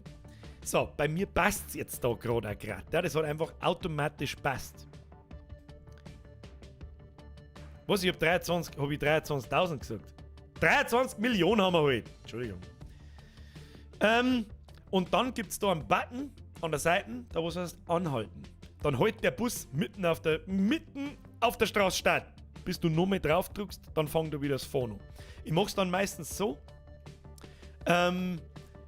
dass ich halt dann beiden zuschaue, einen lasse ich fahren, einen packe ich in der einen Haltestelle und sobald der andere Bus in der Haltestelle gegenüber ankommt, lasse ich den zweiten wieder fahren. Ist es einigermaßen verständlich? Ich glaube schon. Ich bin mir nicht sicher, ob das automatisch geht. Ich habe das bei den Schiffen. Wenn da so fette Tankschiffe fahren, über sehr lange Distanzen, dann muss ich da sehr wohl manuell warten und das Schiff mehrmals stehen lassen und warten, bis er am anderen Hafen ist. Ansonsten fahren die beide hintereinander. Und das auf ewig. Also die fahren hintereinander, er fährt den Hafen rein, währenddessen wartet das andere, liefert ab, lädt auf, fährt weiter, dann fährt das nächste Jahr, liefert ab, fährt auf, aber hat bloß die Hälfte dabei, weil die Station gar keine Zeit nicht hat, um wieder Nachschub zu produzieren oder halt Passagiere kommen und fährt dann lau umeinander und produziert nur Minus. Also keine Ahnung. Entweder mache ich was falsch oder keine Ahnung. So, auf alle Fälle Vollgas-Play. Was mir da jetzt auf alle Fälle einmal deren ist, 75 Leute, was ich dir sage. Klickst du mal gleich mal da drauf. Flug, da machen wir jetzt genau das gleiche. Wir duplizieren unseren Chat. Kopieren. Bam, Alter! Und dann müsste eigentlich irgendwo ein Chat rauskommen als zweiter. Wo ist der Chat? Chat! Da ist es jetzt zum Beispiel so. Schau hin. Ich markiere jetzt. So, Pause. Ich markiere jetzt den Chat, der gerade gestartet ist von dieser Landebahn. Den tue ich mir da auf. Druck den zweiten Chat da her und tue ihn da oben, damit ich genau weiß, welcher ist. Druck auf Play. So. Jetzt lasse ich der untere Flieger. Der startet jetzt einfach und kommt sehr zeitnah bei dem anderen noch. 100%ig. Und jetzt gehe ich her. Und gehe auf an. Ja, obwohl, lass mich auf die Startbahn rollen, ist wurscht. Machen wir ein bisschen schneller. Drücke auf Anhalten. Und jetzt beobachte ich den links um und warte, bis er gelandet ist. Ich kenne die Einstellung des Vollladens. Aber dann habe ich immer so das Gefühl, dass dann erst recht passiert. Weil dann steht nämlich der eine Flieger und wartet, bis er voll ist, fliegt um mich und wartet da, bis er voll ist. Ja, theoretisch darf es schon gehen, gell? Ich habe aber das einfach lieber. Währenddessen kann es sein, dass sie auf der anderen Seite die Busstationen überfüllen. Und deswegen habe ich lieber einen fließenden Kreis des Transports. Das ist mir einfach immer lieber, anstatt dass die Flieger vielleicht irgendwo warten ewig und dafür irgendwo eine Bushaltestelle verstopft oder so. Weißt du, wie ich meine? Das ist ein bisschen kacke zu erklären. Ich weiß nicht, ob das Sinn macht. Keine Ahnung, ich spiele das halt so. Ob das richtig ist oder nicht, keine Ahnung. Aber in meinem Fall funktioniert es irgendwie immer. Keine Ahnung. So. Langsam aber sicher wir haben ja immer noch im Fokus unser Flugzeug 1. Das, glaube ich, tut gerade den Landeanflug machen. Das warten wir auch noch ab. Jetzt warten wir bis er warten wir, bis er wieder zum Starten auf der Startfläche ist. Und dann starten wir unser zweites Flugzeug. Und dann müsste das eigentlich, sofern immer Passagiere verfügbar sind, mindestens einer, sollte es eigentlich ein fließender Kreislauf sein, der sehr, sehr, sehr, sehr. Bei komplexeren Linien mit mehreren Stationen wird es halt kompliziert. Absolut. Das ist auch klar. Ist auch klar. Aber ich versuche da so ein Spinnennetz im Prinzip zu machen, wo jede Stadt seine eigene Linie hat. Nur so kriege ich alles profitabel. Anders funzt nicht. So, jetzt machen wir mal ein bisschen schneller. Machen wir dreifache Geschwindigkeit.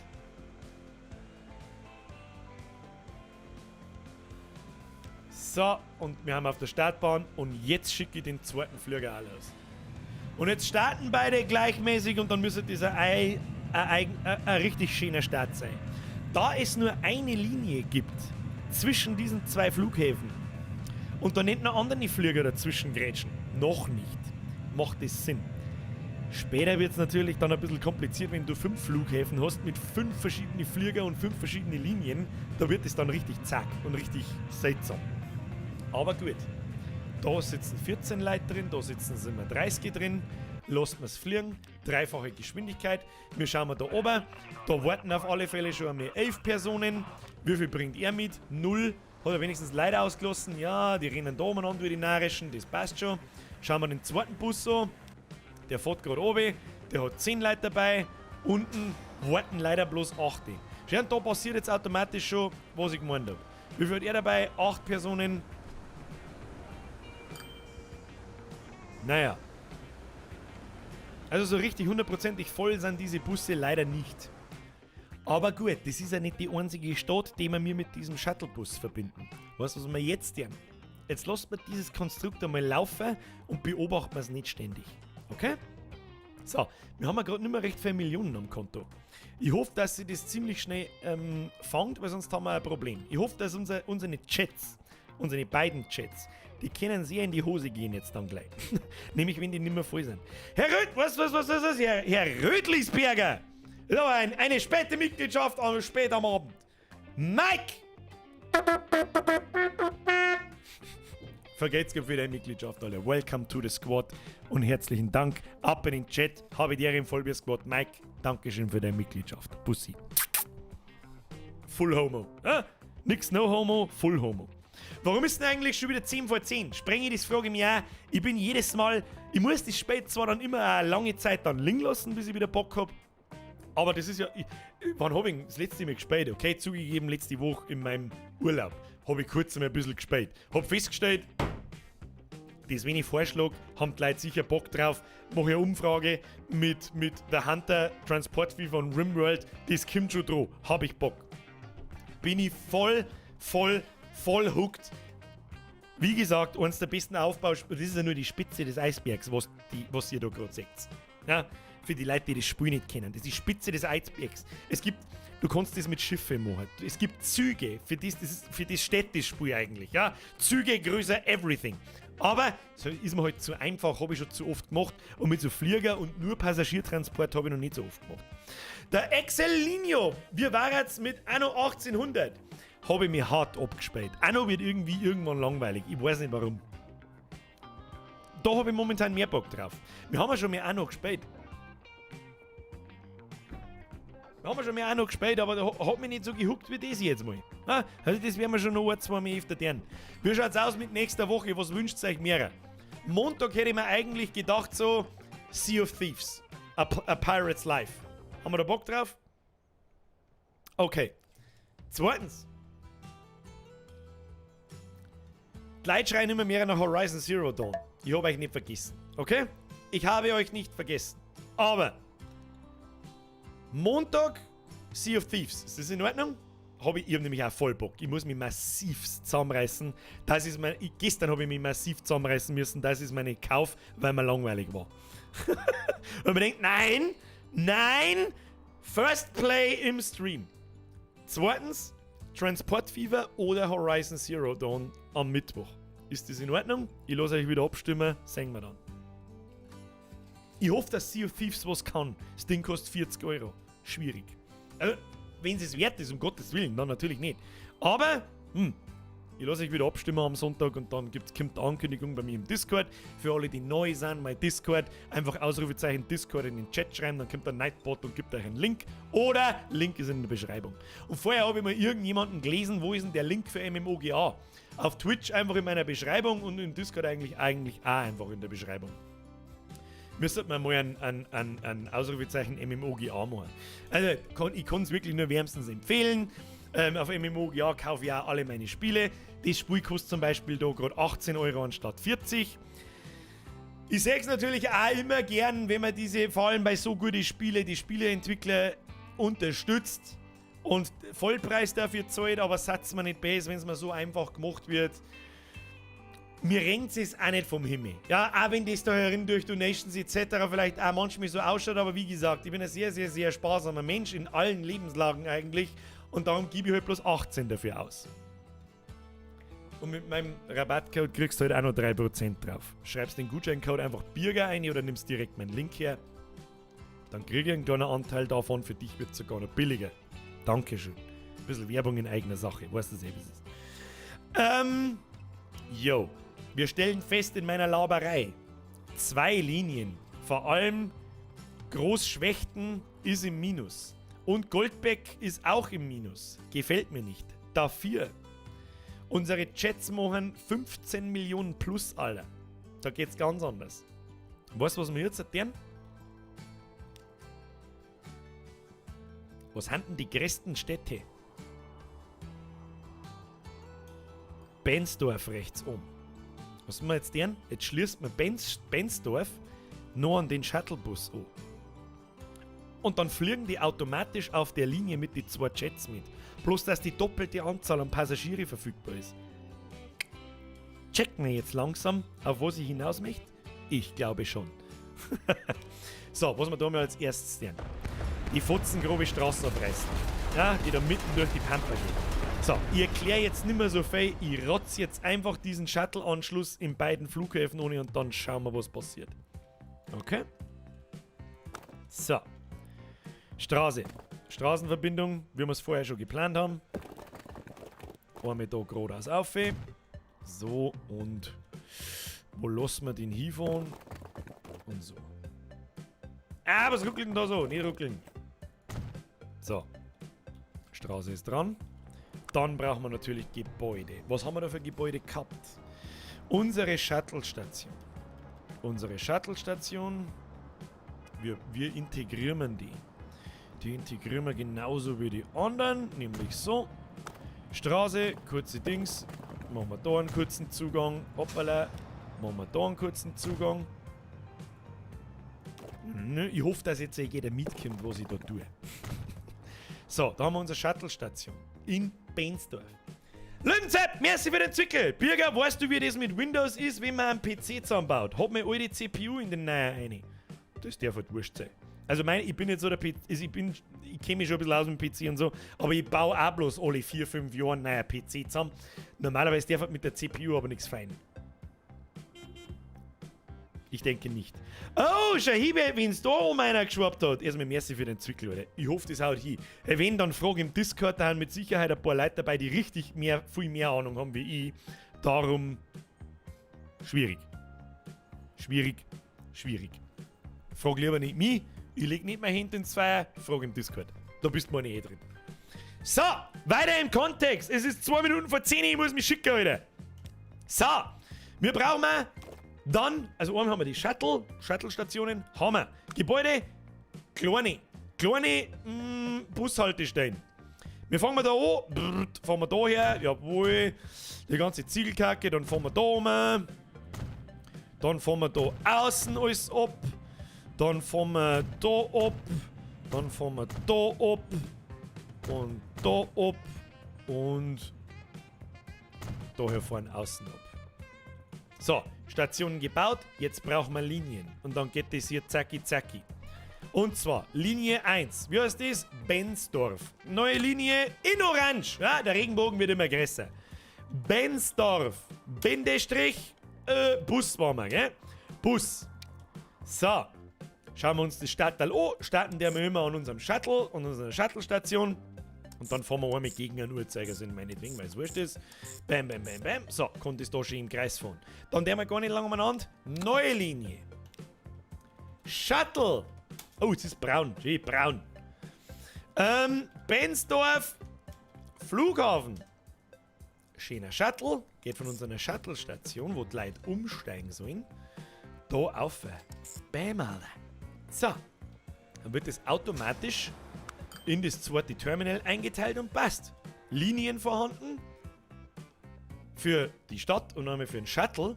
Und jetzt gehen wir da her in unser Depot, was wir vorher da rund platziert haben. Dann zeige ich euch mal, wie das funktioniert, wenn du das einfach da irgendwo am Arsch der Welt kaufst. Nehmen wir gleich den Right Streetcar, kaufen und setzen wir das auf die Linie Shuttle Benzdorf. Plopp. So, jetzt kommt natürlich der Bus da raus. Alter, da ist Vollgas der Verkehr. Da müssen wir uns auch mal irgendwas einfallen lassen. Das ist natürlich auch nicht sehr förderlich für die Stadt. Man schaut mal so, wie viele Autos. Schaut mal oben, wie lang das da ist Stau! Da ist Todesstau! Gib dir, Brudi! Zu viel Stau! So, wir brauchen aber. Schau, dann hängt Ewigkeiten der Bus da in der Stadt umeinander und muss jetzt den ganzen Weg da aufgurken und fährt dann mit dem Shuttle die Leute hin und her. Aber gut. Das Ganze umgehen wir jetzt. Ich baue da jetzt einfach ein zweites Straßendepot da auf, da wo es eigentlich hingehört. Und zahlen wir halt für 2. Das ist mir jetzt nicht wurscht. Und dann kaufe ich da herin. Oh, schau hin. Ein neues Fahrzeug ist verfügbar. Damenferry. Damenferry. Whatever. Können wir nicht brauchen. Busse brauche ich. Fahrzeug kaufen. 2-mal den Volvo. Ab dafür. Und Benzdorf Bus. So, und schon haben wir eine weitere Stadt integriert ins Netz. Und schon geht's los. Da wird schon der erste am Benzdorfer Bus. Und jetzt dauert das wieder 2, 3. Wir haben jetzt 10 Jahre ins Land eingelassen, fast 9. Und jetzt dauert es wieder ein Jahr oder 2, bis das System checkt, okay, die Stadt ist angeschlossen, die Leute haben jetzt die Möglichkeit zum Flughafen zu fahren. Zusätzlich haben sogar die Leute die Möglichkeit von Benzdorf nach Goldbeck mit dem Bus zu fahren. Das heißt, die Leute lassen sich da an einer Station da rechts, ich hoffe ihr seht es mit dem Mauszeiger, rechts herum holen, fahren zum Shuttlebus, steigen in den Shuttlebus, steigen daher ein und aus, Geld verdient, steigen in den anderen Bus um, von da oben, Geld verdient und lassen sich von dem Rundumfahrtbus wieder verteilen, wieder Geld verdient. Ja, Win-Win, Leute. Win-Win-Win-Win-Win. Easy. Easy going. So. Und dann sage ich euch was. Das lassen wir jetzt ein bisschen laufen, das beobachten wir jetzt noch ein wenig. Das beobachten wir jetzt noch ein wenig, schauen wir uns eine Linie an. Ja, gut, dass das Shuttle und der Benzdorf-Bus natürlich von Anfang an im Minus ist erst einmal, das ist ganz normal. Wie gesagt, das dauert ein paar Jahre, bis sich das ein bisschen einspielt. Und im Großen und Ganzen schaut aber Benzdorf ganz gut aus. An jeder Station haben 3 Leute, 6 Leute, 7 Leute, 1, 3, 1. Das passt schon. Wenn an jeder Station ein paar Leute sind, dann ist das echt in Ordnung. Und dann schauen wir da, wie viele Leute warten da? 2 warten am Flughafen. Na gut, das ist jetzt nicht der Teufel, aber das wird schon noch. Ja, wieder einer mehr schon hin. Die Leute gehen zu diesem Shuttlebus zu Fuß. Und zwar alle, die wo da in dem Einzugsbereich sind. Und lassen sich vom Bus halt da hinfahren, weil die da eine Verbindung sehen. Und je öfter die umsteigen, bei jedem Mal entladen, verdient der Fahrzeug Geld. Und so kommt das dann ins Plus. Was ist mit rechts unten?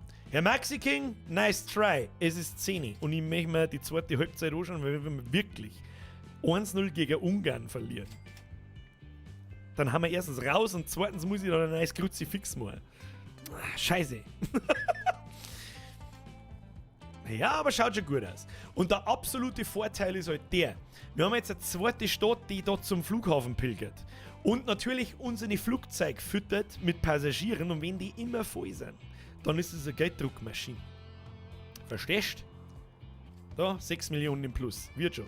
Ein neues Kruzifix wäre halt schon fein. Ja, aber nur, war ganz ehrlich, da triggert mir der Fußball zu wenig mittlerweile. Das ist, ich meine, das letzte ist 3 Jahre, ihr könnt euch das alle anschauen. Das ist derselbe Geschmerz wieder.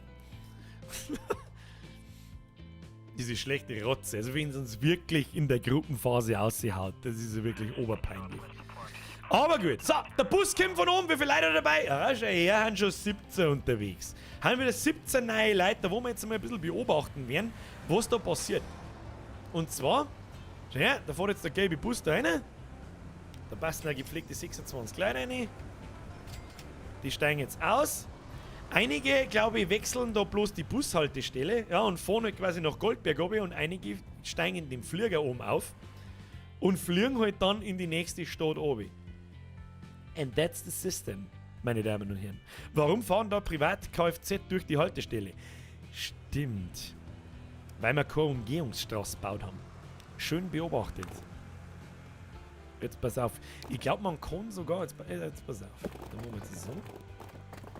Sauber die Umgehungsstraße. Ich weiß nicht, ob es die dann nehmen. Schauen wir mal. Schauen wir mal. Ja, schön. Haben wir eine Umgehungsstraße gebaut. Und schon fahren keine zivilen Autos mehr durch die Bushaltestelle durch. Was sich wahrscheinlich wieder erledigt hat, sobald wir mir die Straße da oben mit der anderen Straße da hinten verknüpfen. Bau mal den Kreisverkehr in Goldberg wegen am Stau. Leirabur, das tun wir noch schnell.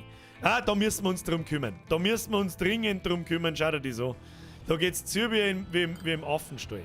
So, durch den Kreisverkehr büßen wir jetzt gleich sehr viele Personen ein. Und dummerweise auch eine Bushaltestelle. Das ist jetzt nicht so geil. Das ist nicht so geil. Aber Kreisverkehr. Dann bauen wir einen halben Kreisverkehr. Jetzt pass auf. Und zwar, es gibt tatsächlich einen Kreisverkehr da herum. Ja? Es gibt sogar, da kannst du dann verstellen, Radius, dann wieder größer. Du kannst ihn dreispurig machen, dann kannst du den mitten da so einsetzen. Zack. Aber da reißt man jetzt haufenweise Gebäude ab. Wie ich das oft umgehe, ist folgendermaßen. Die Straße da reißt man ab. Und bei der Einfahrt in die Stadt, bauen wir einen Kreis. Es gibt ja voll die Autobahnkreuzer, schau dir mal die so. Das Ding habe ich in meinem Leben noch nicht hergenommen und nicht ganz verstanden. Und das da, Alter, was ist das für drum? Das ist größer wird Stadt, brauchen wir nicht. Einfacher Kreisverkehr. Nicht zu groß. Und es ist halt im Prinzip eine Einbahnstraße. Und die regelt die Zugänge in die Stadt und wieder raus. Das heißt, den bauen wir jetzt straight da her. Da müssen wir auch kein Gebäude abreißen. In der Mitte löscht man den Scheiß. Und dann dann baut er von selber wieder eine Straße durch, weil er ein Behinderter ist. Und dann machen wir das so. Blub. Oh, und dann mit Kurve. Moment, so. Blub.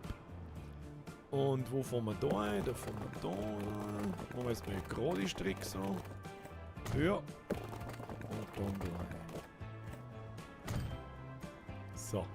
Das ist jetzt sauber zu krass. Ja? So. Schau dir das Konstrukt an. Wir haben ein paar Häuser abgerissen, aber da siehst du das sofort. Ja, jetzt sieht man es leider nicht mehr. Das Gebäude ist da gerade hingebaut worden. Da ist ein Gebäude hingebaut worden. Da wird gerade ein Gebäude hingebaut. Ich hoffe, ihr seht das da so weit entfernt.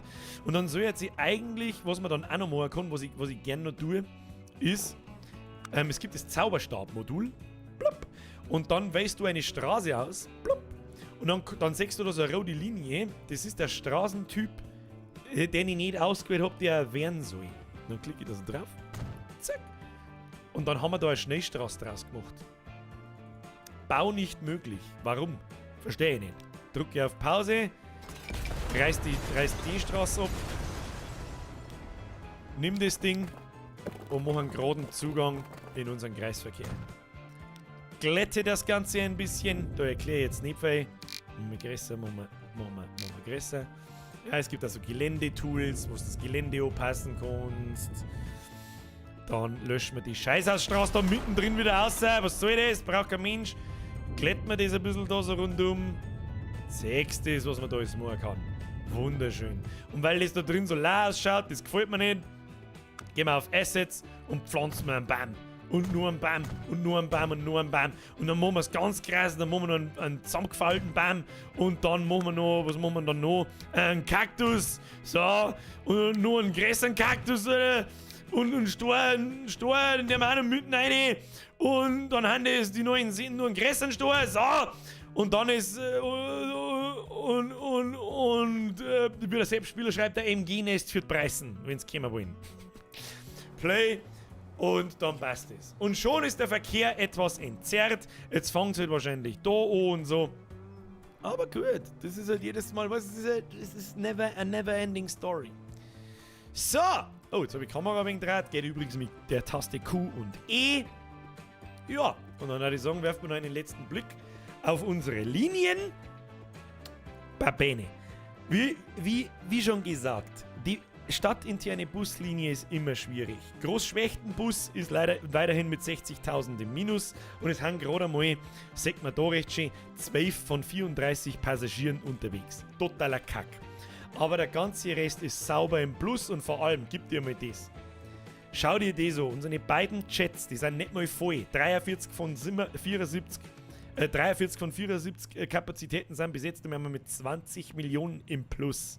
Und das mit gerade mal 5 oder 6 Linien. Das musst du erst damit zusammenbringen. Mit scheiß Passagieren. Ich glaube, ich habe das erste Mal geschafft, dass ich so rein Passagierlinien rentabel kriege. Und dann sage ich da in Benzdorf, warten 12 Leute, zwei gelbe Menschkerl an der normalen Busstation. Weißt du, was das für mich heißt? Wir gehen mal in die Linie und nehmen unsere Busse, unsere 2 Busse und verdoppeln die. Und jetzt kommen da hinten nochmal 2 Busse raus und jetzt geht's noch schneller. Und das ist immer so eine Anpassung und eine Spielerei und weißt du, was ist. Kinder?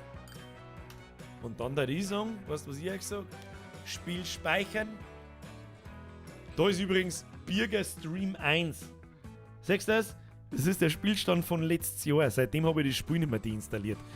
Dann meine ganzen Inselaffen. Inselaffen 3, Inselaffen 4. Und da herum habe ich eben letzte Woche am 18.06. einmal probiert, um 0:16 Uhr, dass ich so ein Flugzeug-Only baue. Hat nicht funktioniert. Weißt du, was es ist?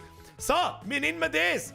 Birger Stream 2 Flugzeuge Only. Speichern. Kinder! Was? Boah, leck, jetzt hat's grad Vollgas blitzt da drast. Boah, leck, Alter, jetzt hat's grad Vollgas blitzt da drast. Alter Schwede! Jetzt ist 9:15. Leute, jetzt können wir uns noch die zweite Halbzeit anschauen, aber ich zeige euch vorher noch was. Weißt du, was ich euch vorher noch zeige für den harten Kern, der da ist? Ich zeige euch jetzt, was am Freitag für ein Video kommt. Haben wir letztes Mal im Stream schon geschmerzt. Aber ein bisschen Eigenwerbung muss sein, weißt du, wie es ist. Ich hab mir echt Mühe gegeben. Und bitte lasst es mir im Chat wissen, ob das Video in Ordnung ist, ob es verständlich ist, ob das gut ist, was ich da gemacht habe und überhaupt. Und sowieso, ich sage jetzt gar nicht mehr, schaut euch einfach das Video an. Ich hoffe, dass das ruckelt es immer noch. Nein, das ist das Falsche. Ruckelt das Video immer noch, weiß ich nicht.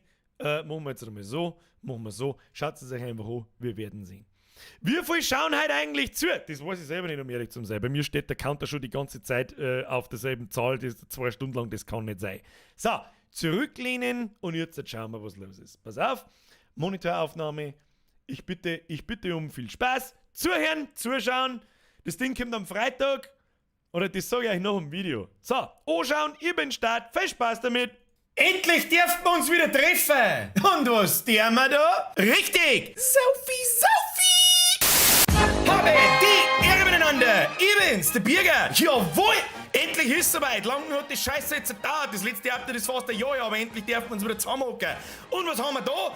Bumsuf Update Season 3 After the Lockdown. Jawohl! Aber erst einmal, für die Neuen unter euch, die seit dem Jahr vielleicht dazugekommen sind und gar nicht wissen so, hey, was ist Bumsuf, Alter? Keine Ahnung. Gucken wir erst mal auf die Seiten, erkläre ich euch kurz.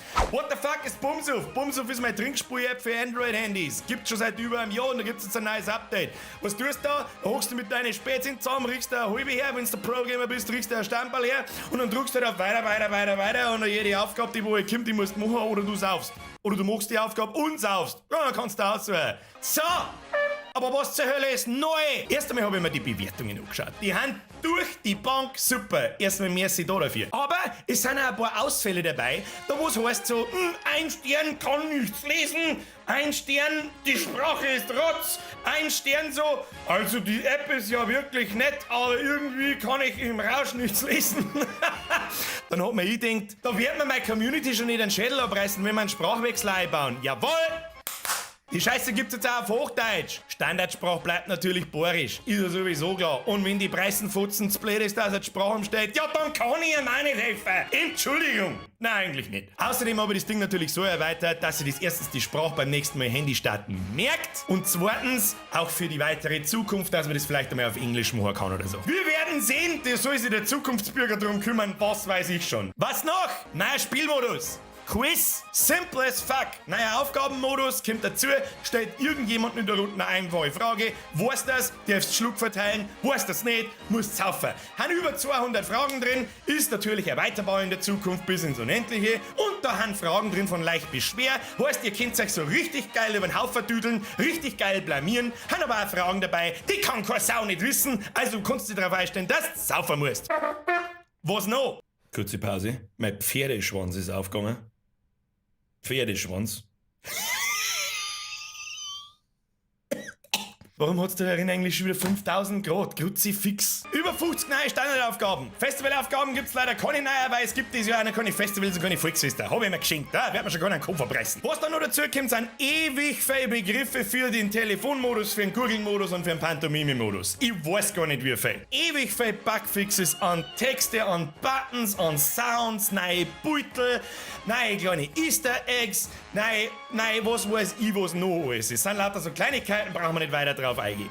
Auf alle Fälle dann noch über 30, 40 neue Trinksprüche und Aufgaben aus dem letzten Video, das ihr mir in die Kommentare eingehauen habt, natürlich mit Widmung von eurem Namen. Und jawohl, das machen wir diesmal wieder. Wenn ihr irgendeinen tollen Einfall habt, ab in die Kommentare damit. Scheißegal, ob das eine Standardaufgabe ist, eine Festivalaufgabe, irgendein Begriff für irgendeinen Spielmodus, irgendeine Frage mit Antwort. Antwort natürlich dazu schreiben. Ab in die Kommentare damit. Ist irgendwas dabei, was noch nicht im Spiel ist, tu es dazu, wenn es natürlich eine halbwegs brauchbare Idee ist. Und dann schreibe ich auch deinen Namen dazu mit einem kleinen Merci und weiß, dass wie es ist. So! Und dann, wie beim letzten Mal auch, ja, so ganz zum Schluss, kostenloses Update überwiegt immer dem, was ihr jetzt gleich kennt. Ich habe mir erlaubt, einen zweiten DLC einzuführen. Das ist ein neuer Spielmodus. Und zwar... Gaggeln, Bitch! Was ist der Gaggeln-DLC? Erst einmal sehr einzigartig, weil ich kein anderes Saufspiel am Handy gefunden habe, das diesen Modus drin hat. Wenn also ab morgen irgendwelche anderen Saufspiele diesen Modus drin haben, dann wisst ihr, was abgeschaut haben. Was passiert da? Es wird zufällig einer ausgewählt, der muss was zeichnen. Einen Begriff, den nur er sieht. Dann drückst du weiter, dann kannst du am Handy zeichnen. Mit deiner Wichsgriffin. Das ist mir natürlich bewusst, dass das mit den Wichsgriffin nicht ganz einfach ist, aber ihr sollt ja auch saufen müssen. Und nicht umeinander fangochen und am Schluss eure Arbeitsschlapp abschneiden. Es sind über 300 Begriffe drin. Viele sehr einfach, weil eben du mit deinen Wurstfingern so, was, wie? Auf alle Fälle hoffe ich, das Ding taugt euch. Und es ist in Ordnung, dass es einen kleinen Obolus von 3,99 € gekostet. Das ist, glaube ich, nicht zu viel und nicht zwingend. Ich habe also ein bisschen bei meinen Beta-Testern nachgefragt, ob die das für in Ordnung halten. Und eigentlich haben alle gesagt, das ist sogar zu wenig. Finde ich nicht. Ich glaube, es ist in Ordnung. Wenn man sich andere Saufspiele anschaut, die dir pro Spielmodus 5 € in der fucking Woche aus der Hosentasche ziehen, dann glaube ich, ist das ganz in Ordnung. Wenn das Ding nur mit 3,99 € gekostet, dann kehrt es da halt für immer. So, das war's auch schon. Ich hoffe, das ist kurz und knapp zusammengefasst. Das ist das umfangreichste Update, das wir bis jetzt rausgehauen haben. Es ist also irgendwie 2 Updates in einem. Neue Spielmodi, neue Begriff, neue alles, neuer DLC, neue Sprache, neue alles. Ich hoffe wie immer, euch taugt das Ding. Lasst es mich wissen in die Kommentare und Aufgaben und Vorschläge und was weiß ich was nicht vergessen. Ich bin für jede Kritik und jeden Vorschlag offen. Ich hoffe, das passt soweit. Ich wünsche euch viel Spaß damit. Bitte sauft euch nicht ins Krankenhaus. Ich darf ein bisschen saufen, ja, aber ins Krankenhaus mittelmäßig toll. Und jetzt schleicht euch davon. Bis zum nächsten Mal. Habe die... Eins habe ich noch. Und zwar für die Leute, die mich immer nach diesem Apple iOS fragen. Kauft euch ein gescheites Handy! Ja, okay, tschüss dann.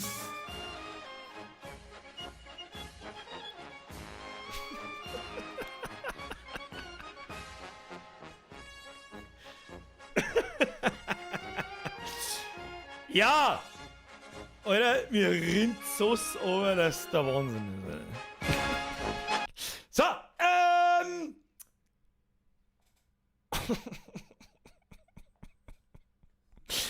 wenn ich halt selber lachen muss, über Behindi-Witze, oder? Frage Nummer 1.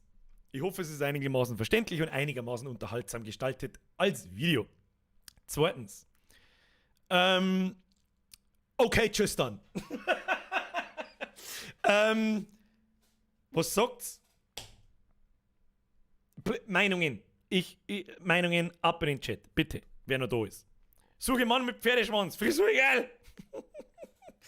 Du Krüppel, das passt mir. Was? Das passt mir jetzt gar nicht.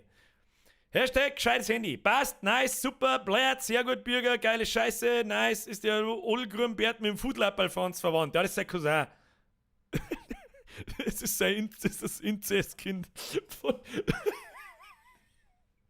Das ist das erste Inzestkind vom Foodlapper Franz und die anderen 2 Huren, die er im Keller eingesperrt hat. Der Odelgrünbert ist der Beste. Schade, gerade kurz gefreut, dann bleibt's halt beim Tablet. Leute, mit dem iOS begehe ich Hochverrat an mir selbst. Es wird so schnell nicht passieren. Außerdem gibt es durchaus technische Hürden, das umzusetzen. Erstens ist der Shopcode ein ganz anderer. Ich habe noch nie ein Apple-Gerät, also seit Jahrzehnten, kein Apple-Gerät mehr in der Hand gehabt. Und damit ich das richtig ausprobieren kann, brauche ich ein Gerät, ein richtiges Apple-Gerät. Und bevor ich mir ein Apple-Gerät kaufe, bringe ich mich lieber um. Ganz einfach. Oder kaufe mir einen PC und ein Auto dafür, für das Geld. Und es soll ja was Gescheites sein. Darum muss ich das nativ, für die Leute, die wissen, was die Mitschmerzen, die wissen schon, was mit nativ gemeint ist, komme ich mit einem Emulator nicht weit, etc. etc. Ich hoffe sehr, Toff, merci für deinen Euro. Der ist während dem Video gekommen. Bussi aufs Nussi, stolzer Löwe. Wann gibt es denn endlich einen Singleplayer-Modus? Als nächstes Update dann. Der kostet dann 18 Euro. So, ich möchte damit nicht bezwecken. Also ernsthaft nicht bezwecken, das ist doch mir scheißegal. Soll ja jeder mit seinem Apple drum umeinander laufen, ich halte es einfach für Frechheit, was diese Firma für eine Finanzpolitik fährt. Ganz einfach. Ich hasse diese Firma, darum will ich es nicht. Es ist reine Provokation, dass da in der Präsentation immer ein Apple-Handy läuft. Außerdem ist es für mich einfacher, weil im Google Chrome in der Mobilvorschau einfach ein Apple-Handy da ist und das passt, brauche ich nicht lange umeinander tun. Passt. So, ich bin sehr, sehr, sehr froh drüber. Sehr froh. Sehr froh. Dass jeder da herin, hast einen Tippfehler, Kommentare hast geschrieben, sonst passt's. Steffi, schön gesehen. Muss ich doch noch mehr aufladen. Wahrscheinlich vergiss es bis Freitag. Das Ding kommt morgen im Laufe des Tages. Ihr habt es jetzt vorab gesehen. Geplant ist fürs Wochenende. Am Freitag kommt das Video, dann wird es quasi öffentlich, damit es ja jeder mitkriegt. Ich bin mir auch ziemlich sicher, dass einige wer ist da, der Bumshof noch nicht kennt hat? Haben Leute da, die noch nicht gewusst haben, dass ich eine App gemacht habe. Und ja, die habe ich gemacht. Die habe ich mit diesen Gichtbratzen programmiert. Ja, ich bin halt Mediengestalter und etc. Deswegen kann ich das ein bisschen. Jeder studierte Informatiker, der lacht sich tot, wenn er es sagt. Das ist mir aber scheißegal. Der soll dann sein programmieren und mir nicht auf den Sack gehen. So, passt. Ja, wenn du eine gescheite Übersetzung auf Englisch brauchst, hau mir an. Das kommt tatsächlich irgendwann. Also Englisch ist tatsächlich in Planung. Was heißt in Planung? Jetzt ist es erst einmal sehr lang. Muss ich mal schnell was trinken.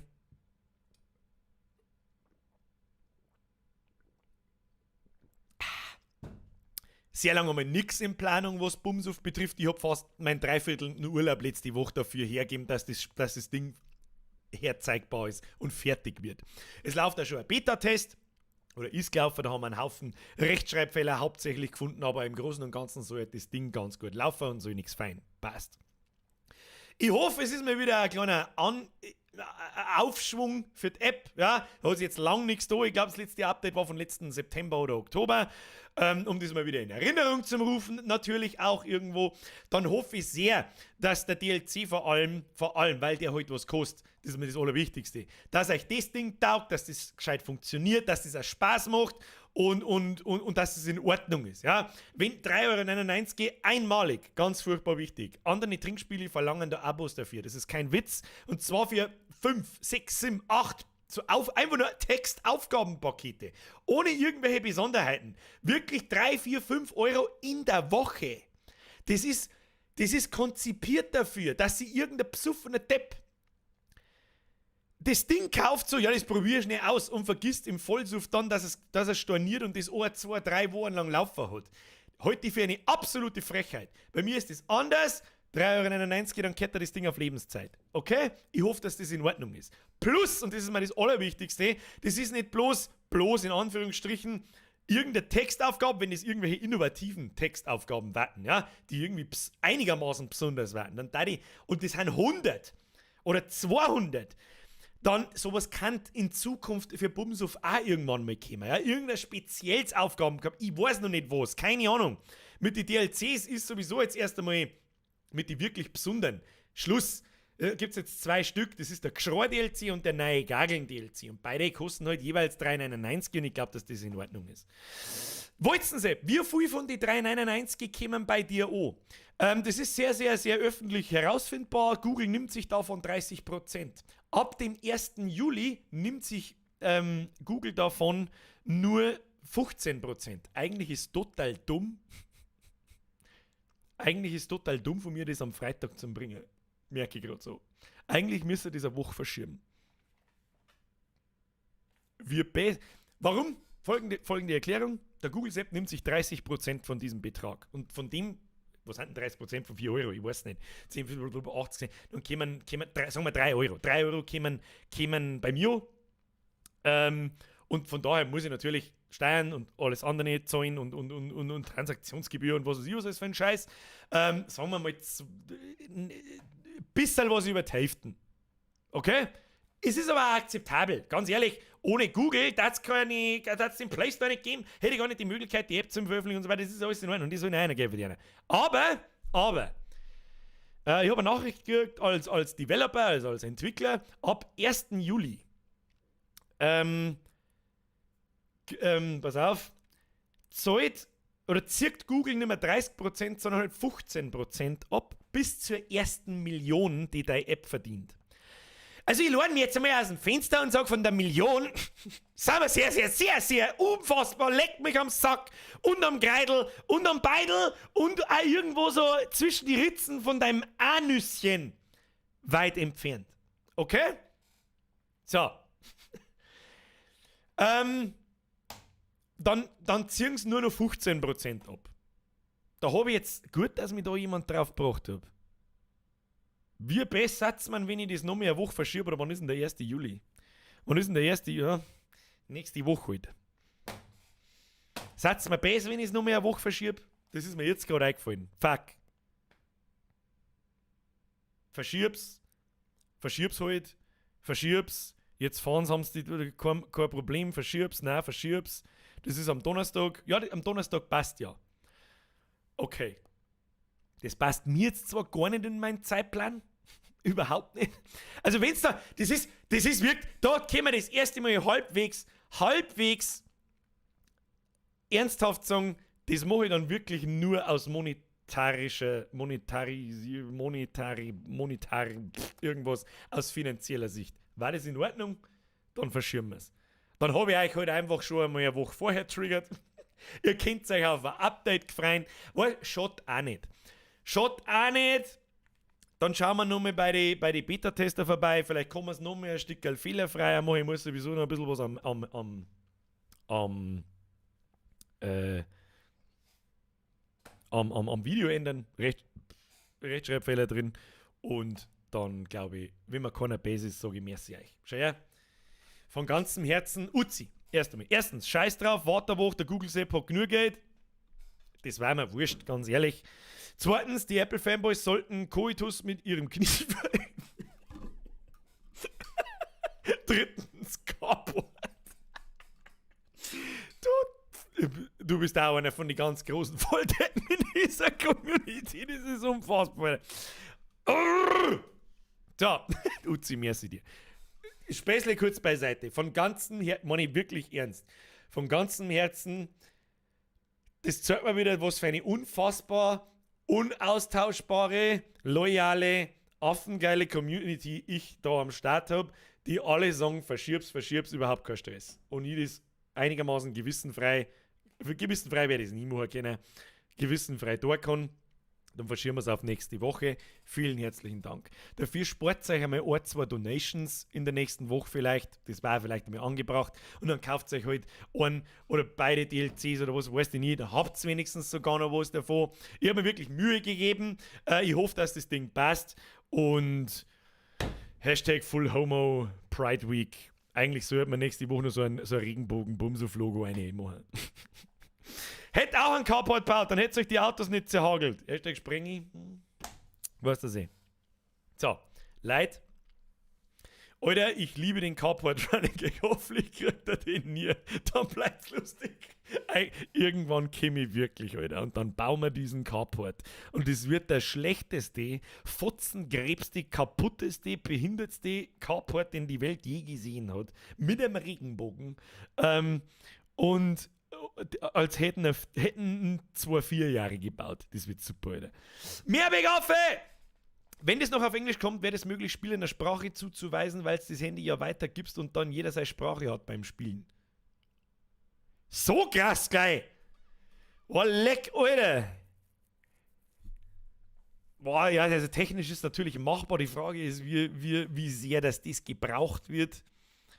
Weil wenn es einmal Englisch gibt, zum Beispiel, dann, also ich habe ja natürlich versucht, im Hochdeutschen meine Witze oder die Sprichel und Wortwitze zu behalten. Und deswegen, weil vorher jemand sich für Englisch angeboten hat, ja, da braucht ihr einen Native Speaker. Ja, also einen richtigen, nicht jemanden, der richtig gut Englisch kann, sondern der fucking Englisch leben kann. Um die Wortwitze aufrecht zu erhalten und so weiter, der da ein bisschen das dann umschreibt. Ihr wisst schon, was ich meine. Und das kann ich nicht. Das kann ich nicht, sage ich auch ganz ehrlich. Da brauche ich dann wahrscheinlich wirklich jemanden. Natürlich frage ich da in der Community, ob jemand da ist. Und das ist aber dann einiges an Text zum Übersetzen. Gell? Das ist einiges. Die deutsche Übersetzung, die hat sehr lang gedauert. Über 200 Fragen und Begriffe und was weiß ich. Das Einzige, was ich nicht auf Hochdeutsch übersetzt habe, das sind die Trinksprüche. Die bleiben bayerisch. Und wenn sie die Leute aufhängen, das ist mir wurscht. So, habe ich wieder 2 Leute übersehen. Bernie, grüß von der Blätschmerz-Kavallerie. Grüß an die Blätschmerz-Kavallerie. Bernie und der Sauer, vermehrst für den Zwickel. Pusse dir. Laura, Dankeschön für den Zwickel. Kann keine DLCs kaufen. Der Apple, Hashtag No Shame, aber Hashtag Kaputt. Du, in der Gruppe ist doch immer irgendjemand mit einem Android-Handy. Ja? Das kriegt schon. Ihr müsst ja keine DLCs kaufen. Das ist bloß, wie soll ich sagen, mittlerweile steckt wirklich viel Arbeit in dem Ding. Und es ist halt der kleine Teil, der an mich zurückkommt. Dass meine Zeit auch nicht gerade minus 4 Cent wert war. Und wenn es was Gutes ist, ich versuche es halt auch so gut zu machen, wie es geht und nicht den typischen hingerotzten Mist hinzurotzen, wie es die anderen alle machen. Ich glaube, das ist mir wieder einigermaßen gut gelungen und es soll ja nach wie vor so bleiben, dass das kostenlose Update immer größer ist und das Spiel ja ohne die DLCs komplett spielbar ist und mittlerweile haben echt viele verschiedene Aufgabenmodi drin und sehr viel Abwechslung drin und du spielst, mittlerweile glaube ich sind es 450 Runden, die du spielen musst, bis du einmal durch bist. Und beim nächsten Mal 400 haben ja alle Google-Aufgaben, alle Telefonaufgaben komplett random, alle Pantomime-Aufgaben komplett random und neu, mit neuen Begriffen. Die kommen quasi in die 400 Aufgaben 30 Mal vor, glaube ich, und jedes Mal sind es andere Begriffe. Und bei der nächsten Runde sind es wieder andere Begriffe. Genauso wie beim Zeichnen. Es sind 300, ich weiß nicht wie viele Begriffe, ich glaube 320 oder so. Und bei jedem Mal, bei jedem Durchgang kommt 400 Runden, schafft doch sowieso kein Mensch. Danach bist du bratfertig und tot. Was es eben ist. Naja, wird es eine Version auf Mandarin geben? Warum nicht? Haben wir jemanden, der Mandarin kann? Wir wissen es nicht. Weiß das eben ist. Jetzt pass auf. Gibt es sonst noch was zum Song dazu? Nein, ich glaube, wir werden uns nächste Woche zeige ich euch das Video sowieso nochmal. Also drauf geschissen. Wir jetzt alle so, als hätten wir es nicht gesehen. Teppich auf.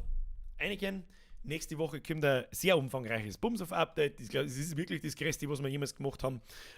Und Ruiz, Laura, Dankeschön für den Zwickel.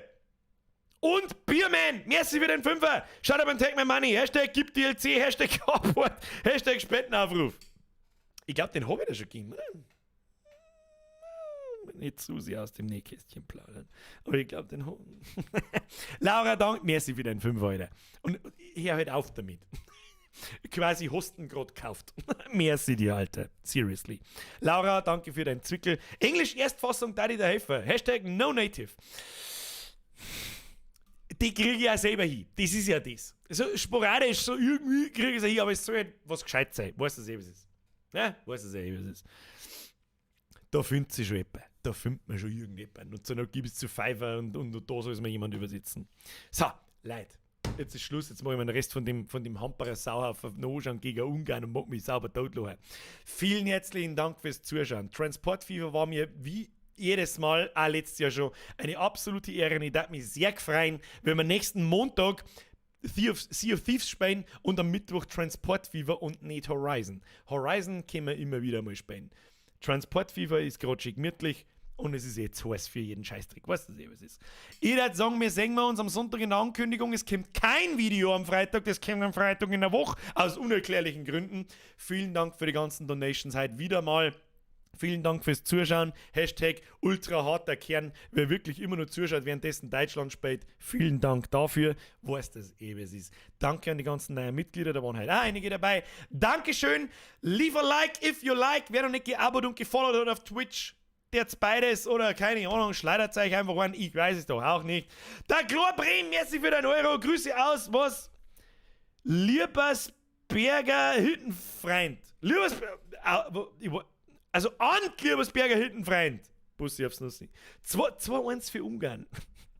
Das wird jetzt noch richtig lustig, die letzten 20 Minuten. Wahrscheinlich haben es die einzigen 20 Minuten von dem Sauggespäht ist, wo du anschauen kannst. So, und jetzt halt Schleiderzauber, geschissen auf ein Follow, geschissen aufs Abo. Ich wünsche euch eine gute Nacht. Wir sehen uns spätestens am Montag um 20 Uhr. As always. Und jetzt schleicht euch davor. Herr Beste, merci für den Drilling. Schönen Grüß von den Lieblingsnachbarn. Schöner Grüß von einem Lieblingsnachbarn zurück. Bussi aufs Nussi und jetzt schleicht euch. Vielen herzlichen Dank. Habe die! Und gute Nacht und Lüften nicht vergessen. Habe die. Hashtag Carport.